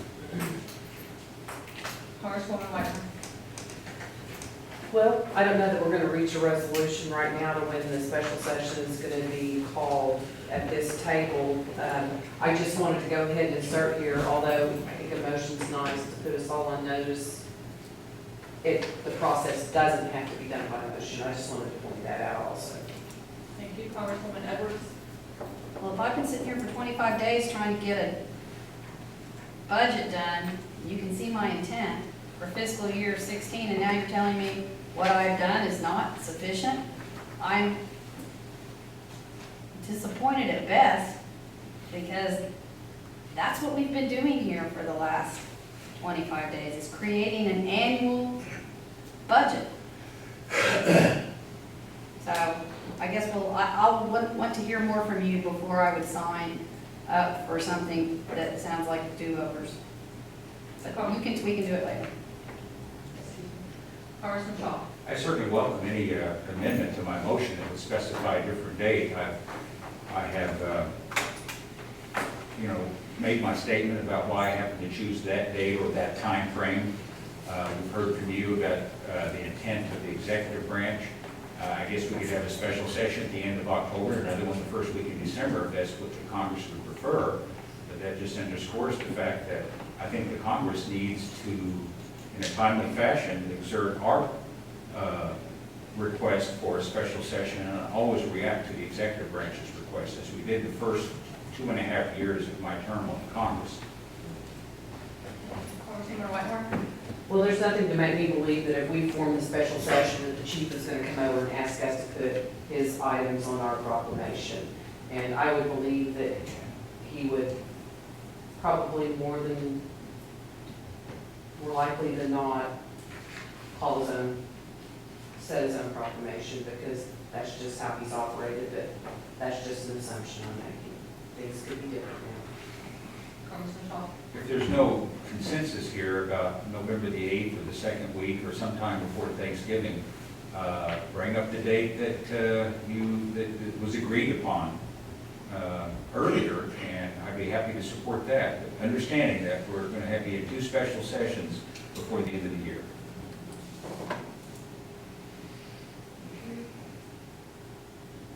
Congresswoman Edwards. Well, I just think that chaos continues. If before we ever walk out this door, and we've extended the session, that we know that something didn't get brought up during the session, it just blows my mind, but, okay, I think we should work through our regular process, which is circulate, and talk, and email, and try to accommodate everybody's schedule. Congressman Shaw, do you have the motion in writing? Because if we get ready to vote on it, I just want to make sure everyone Who has it, seconded is it? clear. Okay. Congressman Norris, Congressman Mason. I hope to have this germane to the dates, but I'm just, and part of this statement is that I heard Congressman Edwards and Congresswoman Whitmore both make pledge and promises to work and get some things worked out. I'm just wanting to encourage all of our committees to think in terms of this interim session and sessions that we might have ahead of us, as we have some things that are yet still needing to be worked on, that we might be able to do some very positive work during the interim session. I've not had days and weeks go by without doing little, but we need to do a lot in preparation for any special session. Thank you. Thank you.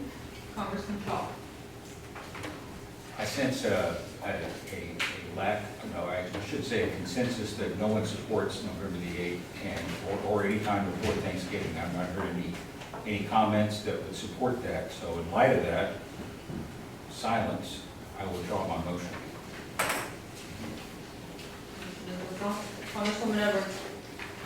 Move to amend Rule 7.11 as follows.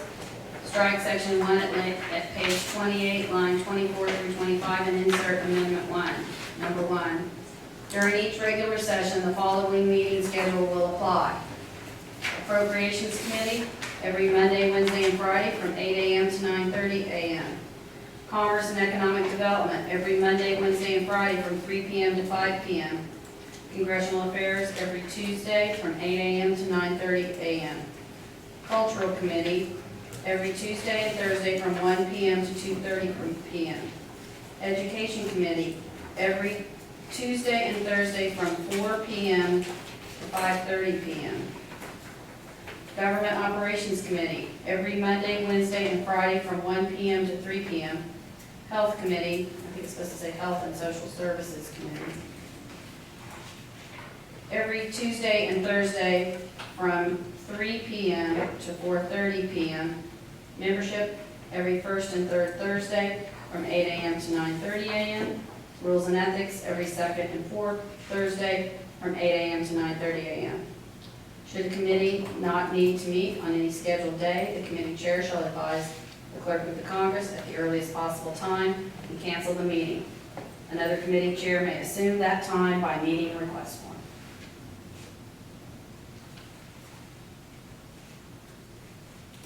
There's a motion on the floor. Second. For Rule 7.1. The First Amendment, discussion. Congressman Walker. What's very different than what's on the paper? Yes, because you told me that you wanted the Health and Social Service Committee to have a different time, so I reacted to it. Well, thank you. Okay, yeah, I caught that. It's Let's stay in session longer. Health and Social Services from 3 to 4:30 instead. Congresswoman Edwards. I just want you to know that RJ and I were shopping together at the grocery store today. No, I wanted to say, I wanted to say that this has been something that Rules and Ethics Committees talked about in committee. We are continuing to struggle with a set time for meetings. We had some confusion this time. We had some overlapping of meetings. And this schedule will allow for everyone to plan. You can even see what committees you might want to be on based on these meeting times. So if you know that you've got something to do late in the afternoon on Tuesdays and Thursdays, then don't pick to be on education. If you're not a morning person, then Congressional Affairs is not for you. But this also helps when you've got people that, for example, if HR knows that they're part of a government office function, they can look at this schedule and say, all right, if I need to go somewhere or need to have some meetings, I should try during session to be available during these times. We have talked about this forever. It will work if we try it, and if we don't try it. If we try it and it doesn't work, we can always go back to something else, but I think we should at least try it. Thank you. I wanted to ask if you were aware that on Tuesdays and Thursdays, the Education Committee and the Health and Social Services Committee do coincide for 30 minutes on there. So it's from 2:30 to 4, and then Health Committee 3 to 4:30.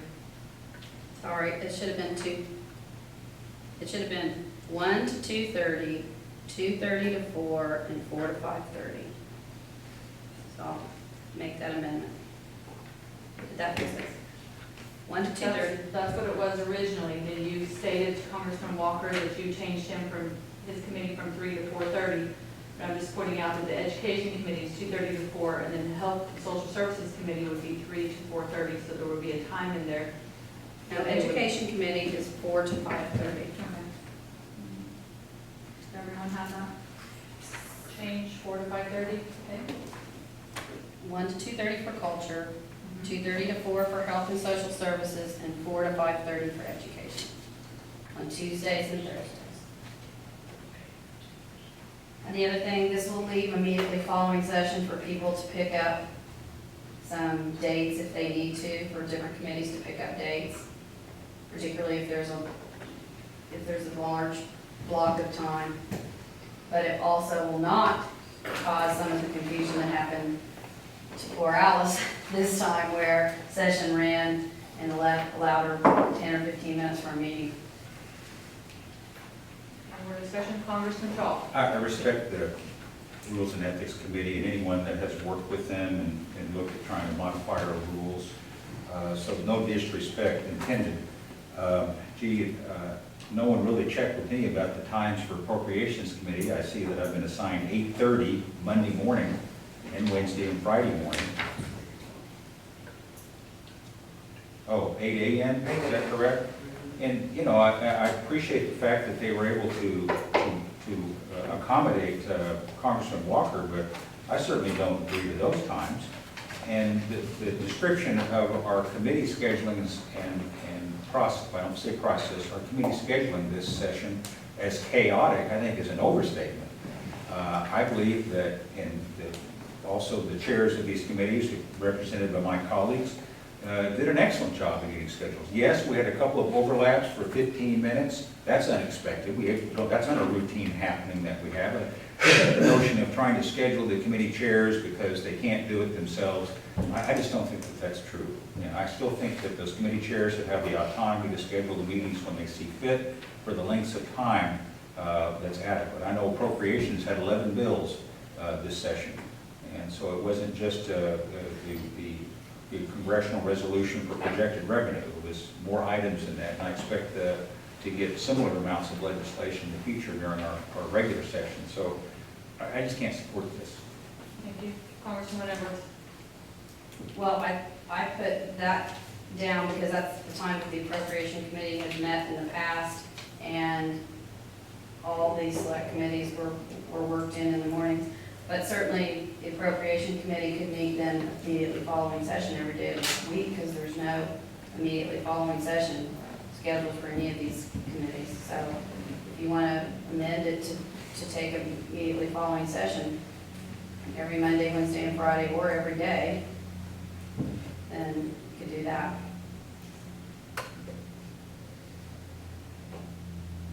Congressman Shaw? But my objection is beyond the time I was assigned. That was, I say I, myself and my committee were assigned.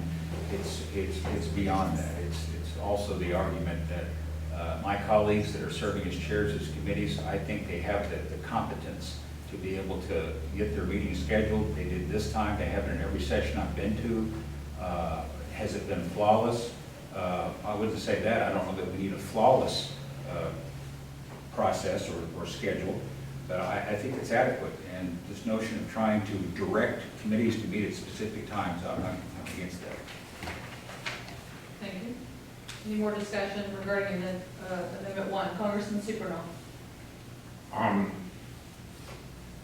glad that somebody's thinking about this, because if you weren't one of the ones that brushed in here, started, I guess, the last session, and would pick all of the days in the week, and reserve them for immediately following session or some other time, if you weren't one of those first 2 or 3 that came in here like I wasn't, and it was chaotic, because you had to take what was left, and sometimes there wasn't anything left. So, I do like the idea of trying to resolve that problem, where somebody comes in here and takes over the good times before, just simply because they can. Thank you. Congresswoman Edwards? Is there anything, Congressman Shaw, that we could do to help, I mean, we can take Monday off appropriations, but I was just trying to, I thought you were sitting back in the meeting today when we had it. Matter of fact, I thought you made a comment. Congressman Shaw. I arrived late in the discussion, did not have this copy in front of me, and heard about the idea of scheduling meetings. So it's what we should always have a document, so you hand it out now so we can truly review and comprehend what was being proposed. And I'm afraid I didn't catch enough, but I certainly gave no guarantee that I would vote for this. Didn't know enough about it. And, you know, I feel like that I was responsible with my meetings. We met weekly during the month of August. I think we did the work that was required. I just reject the notion that I have to be directed to meet in a certain, I'm looking ahead at any time, including during session. I think that I should have the autonomy to be able to schedule my own meetings in my committee. Thank you, Congressman Walker. Well, this is not even, well, this definitely isn't the first time that this has been brought up. In fact, we've kind of battled over this before, and I recall it being voted down, if not last year, the year before.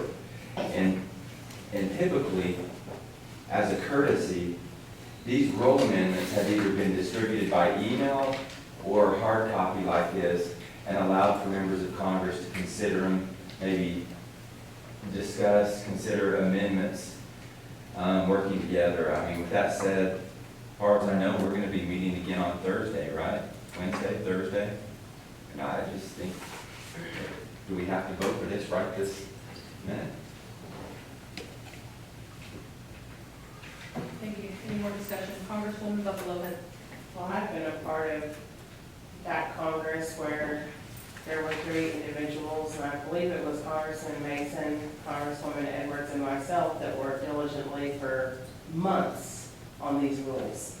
And members of Congress were given those changes weeks in advance, and nothing came of it. And so, speaking as one member, we put a lot of time and effort into those rule changes. Now, granted, that was 2 years ago. I believe I probably voted no, and probably just was not very happy about it, trying to set dates, because I felt like Congressman Shaw did a couple of years ago when we talked about this.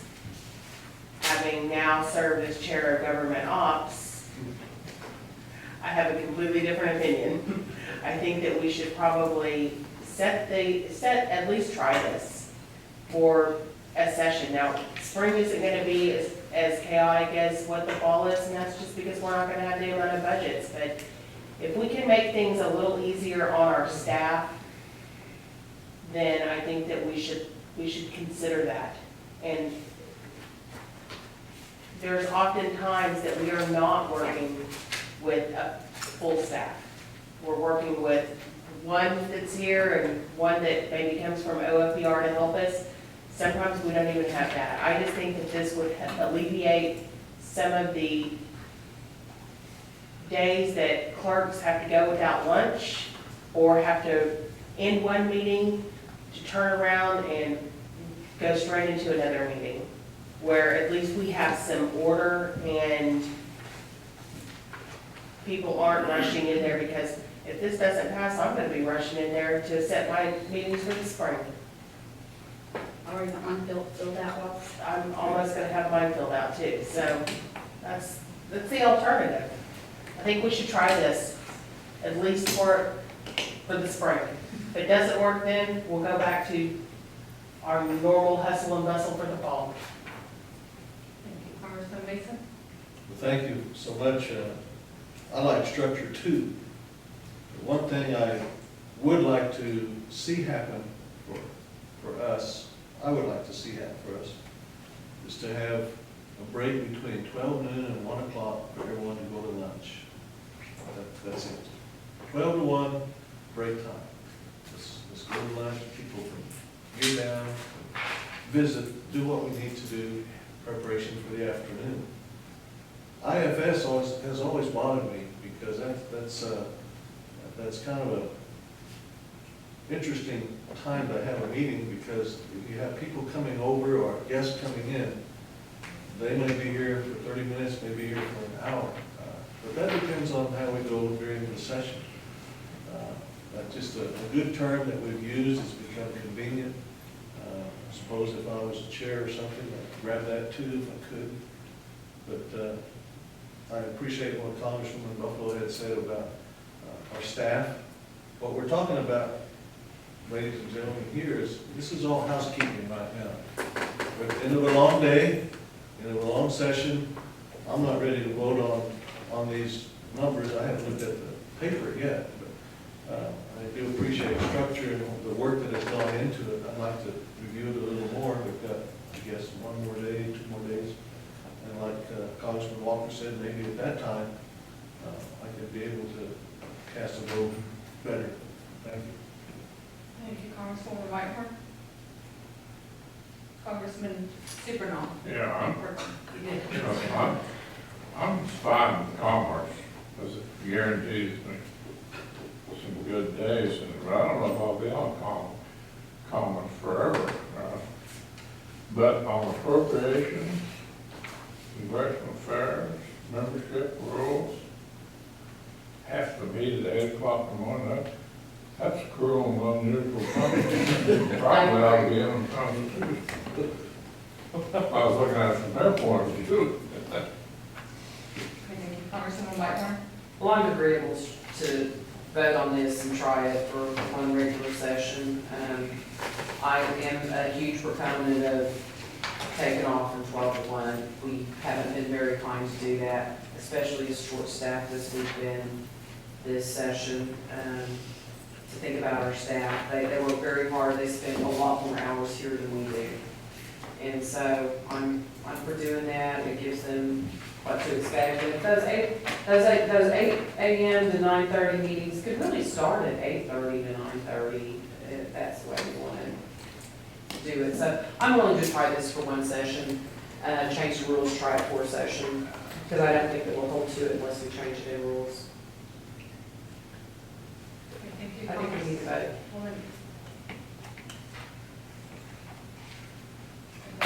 Congresswoman Edwards. I just want to say the rules say the congressional day starts at 8 o'clock.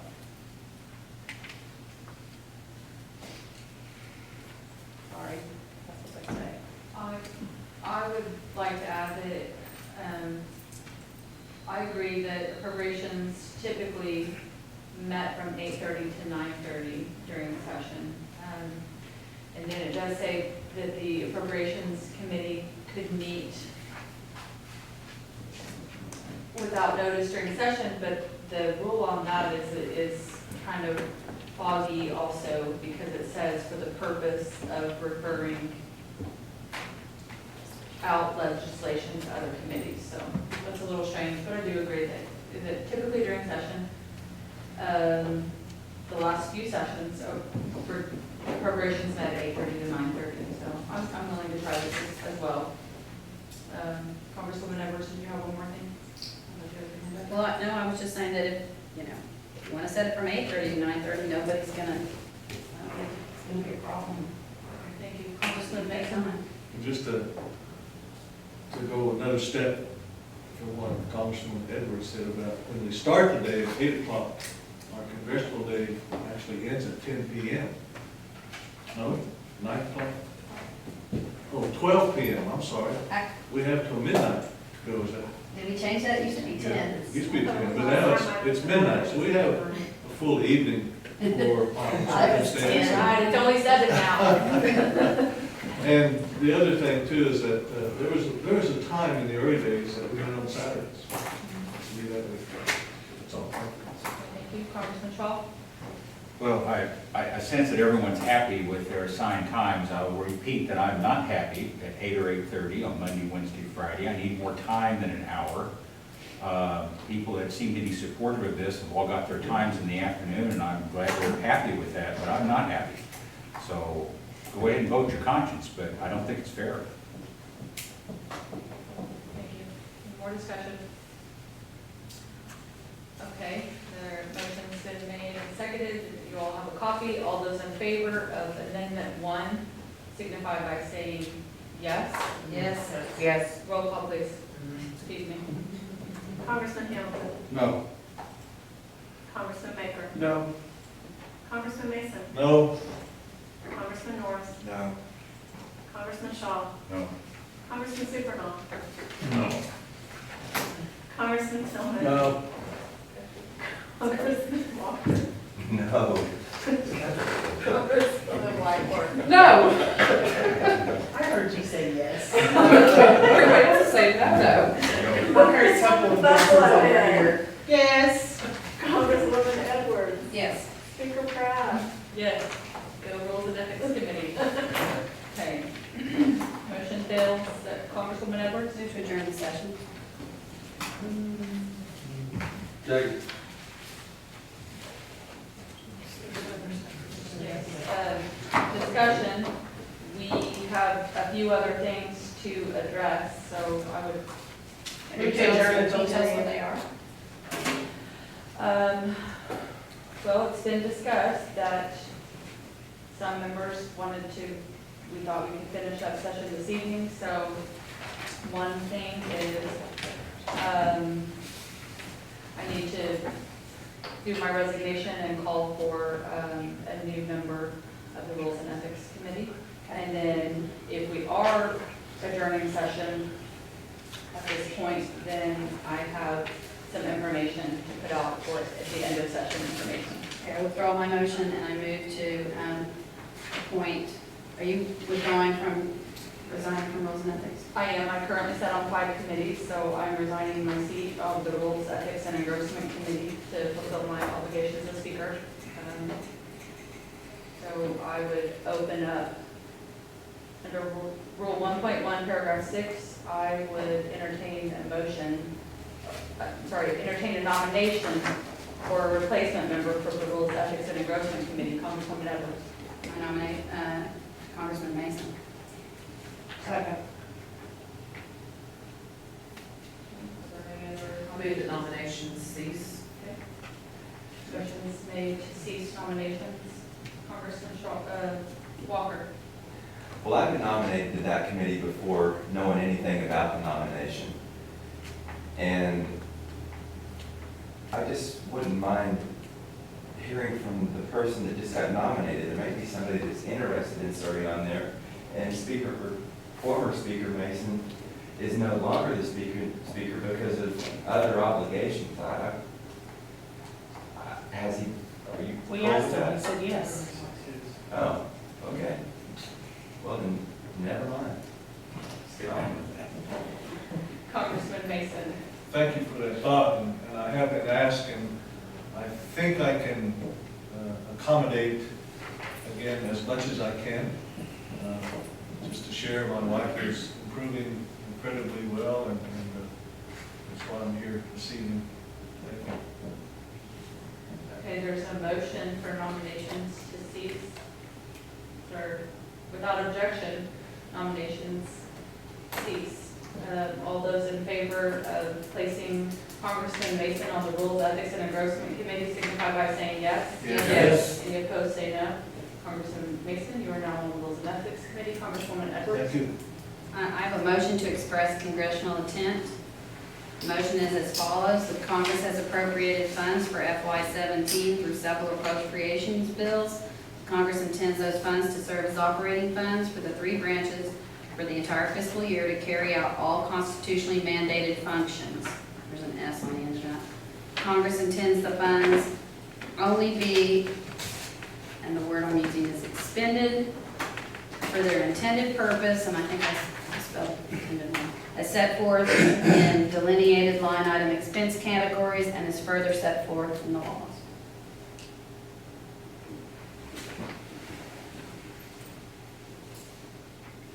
There's a motion on the floor. Is there a second?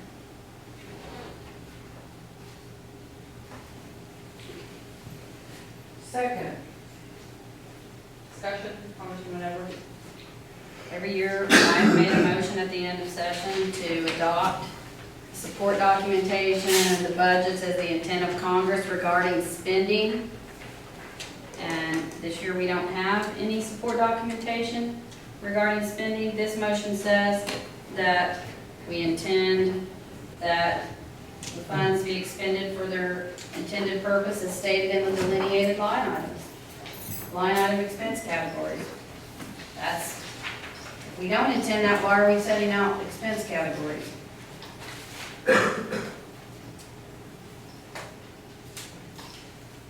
And that's the other way, that's the only way I know to adopt congressional intent. Otherwise, it's just what everybody says it is. I'll adopt, I support adopting congressional intent because of the fact that we did not have any support documents which we could adopt.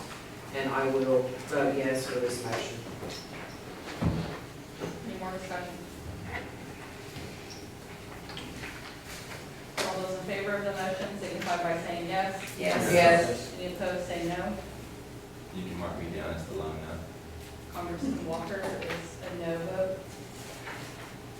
Okay, that takes care of most everything I wanted to ask Congress if it is our intent to close up this evening. And if so, then I have a report that I would like to express. Congresswoman Buffalo. I'll make a motion to adjourn the session tomorrow at 5 p.m.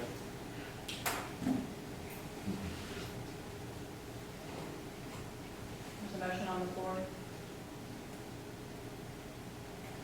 Thursday at 5 p.m. I'll amend that. Can you, I'll second it. can you withdraw and restate, please? I will make a motion to adjourn the session Thursday at 5 p.m. So we'll come back in whenever she calls us in to. There is nothing. Are we in Are discussion you, yet? are you seconding? I'm seconding that, Okay, yes. Is there now more we're to in discuss? Yes. I believe that our legal counsel has advised us to stay in the session until Thursday. Something about pocket vetoes, which are kind of an enigma to me, that I would like to take his advice, and I think we need to finish up with Congresswoman Speaker Pratt's report, and then we can just recess and call the chair, should we not? It is my, I'm going to go to legal counsel, Mr. Gill. Thank you, Speaker Pratt, members of Congress. The intent, if the body wishes to finish up tonight, the intent behind adjourning until Thursday is, yes, to preserve the 3-day pocket veto window. This body passed several bills on Monday. If you adjourn the session tonight or tomorrow, then those bills on Monday would fall into that pocket veto window of being passed within the last 3 days. So the intent is to Make him right. to Decisions. to adjourn the session at 5 p.m. on Thursday, knowing that we won't need to come in unless the speaker were to call you in before that time, but otherwise, I think that by motion of this Congress, the session would adjourn at 5 p.m. on Thursday. Okay. Thank I'll you. withdraw my motion so that you can complete your report. And we can do that. Okay, so that's the intention. I will provide a report.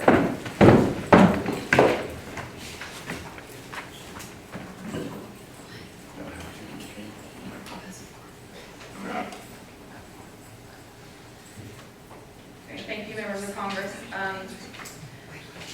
Well, there was, we were not quite sure that we would close out this evening. Therefore, this was put together quickly with the assistance of the staff, and I appreciate their research. So I just wanted to report in this TziZho session, there were 66 pieces of legislation filed or considered. 52 acts were introduced with 42 passing Congress, and 14 resolutions were introduced with 10 passing Congress. We have funded the Scholarship Fund, the Health Benefit Fund, and the Burial Assistance Fund with a total of $13,850,000 in direct assistance to the Osage people. We passed 13 general appropriation bills containing a total of $25.22 million in tribal revenue and $24.28 million in federal revenue. This government is funded for the fiscal year 2017. In addition, we passed the annual plan of operation for the Gaming Enterprise Board and the annual plan of operation for the Blue Stem Ranch LLC Board. This Congress also passed appropriations for a new Gray Horse Community Building and appropriation to the Osage Nation Foundation. In addition, Congress seated 5 members to the War Memorial Commission, 1 to the Home Health Authority Board, 1 to the Tribal Cultural Advisors Committee, 1 to the Gaming Enterprise Board, and a new treasurer. I would like to now say thank you very much, members of Congress, for all of your work during this session. It has been a long, almost 2 months, with the month beforehand when the Appropriations Committee and all of Congress got started in how we would proceed during this session. So I just wanted to take the time to say thank you.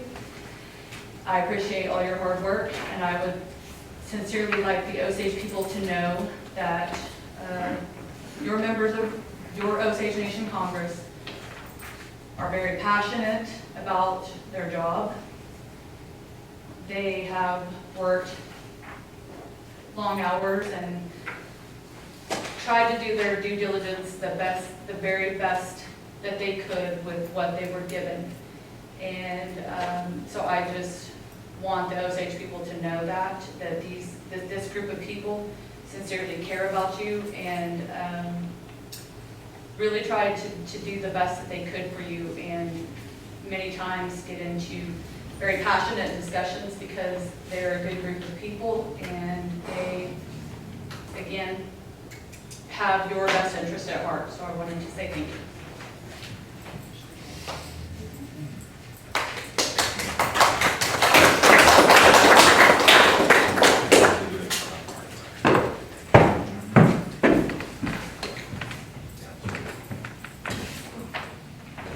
At this time, I would entertain a motion for adjournment on Thursday, to adjourn the session at 5 p.m. on Thursday, October 6th, 2016. So moved. Motion's made and seconded to adjourn on Thursday at 5 p.m., October 6th, 2016. All those in favor, discussion? Congresswoman Whitmer? Adjourn the session? Yes. You said that, okay. Yes. Congressman Supernaw? Well, when are we gonna meet on Thursday? You talking about adjourning the session? Yes. At 5? We'd have to meet before that, wouldn't we? What if we have override? We are not planning to meet at this time. We're just setting the time certain for adjournment on Thursday. So we may not meet at all on Thursday. Yes. You don't have to have 3 people here to adjourn. No. Congresswoman Whitmer? Congressman Supernaw, it's my understanding, just from talking to staff and the speaker, that there's no legislation coming back that's going to call for a veto override. So we got it all today, is my understanding. Any more discussion? All those in favor say yes. Yes. Any opposed say no. Congresswoman Whitmer? Okay. Move to recess to the call of chair. No. No, that was the motion was to adjourn the session on Thursday, October 6th at 5 p.m. Okay. We are adjourned. So good.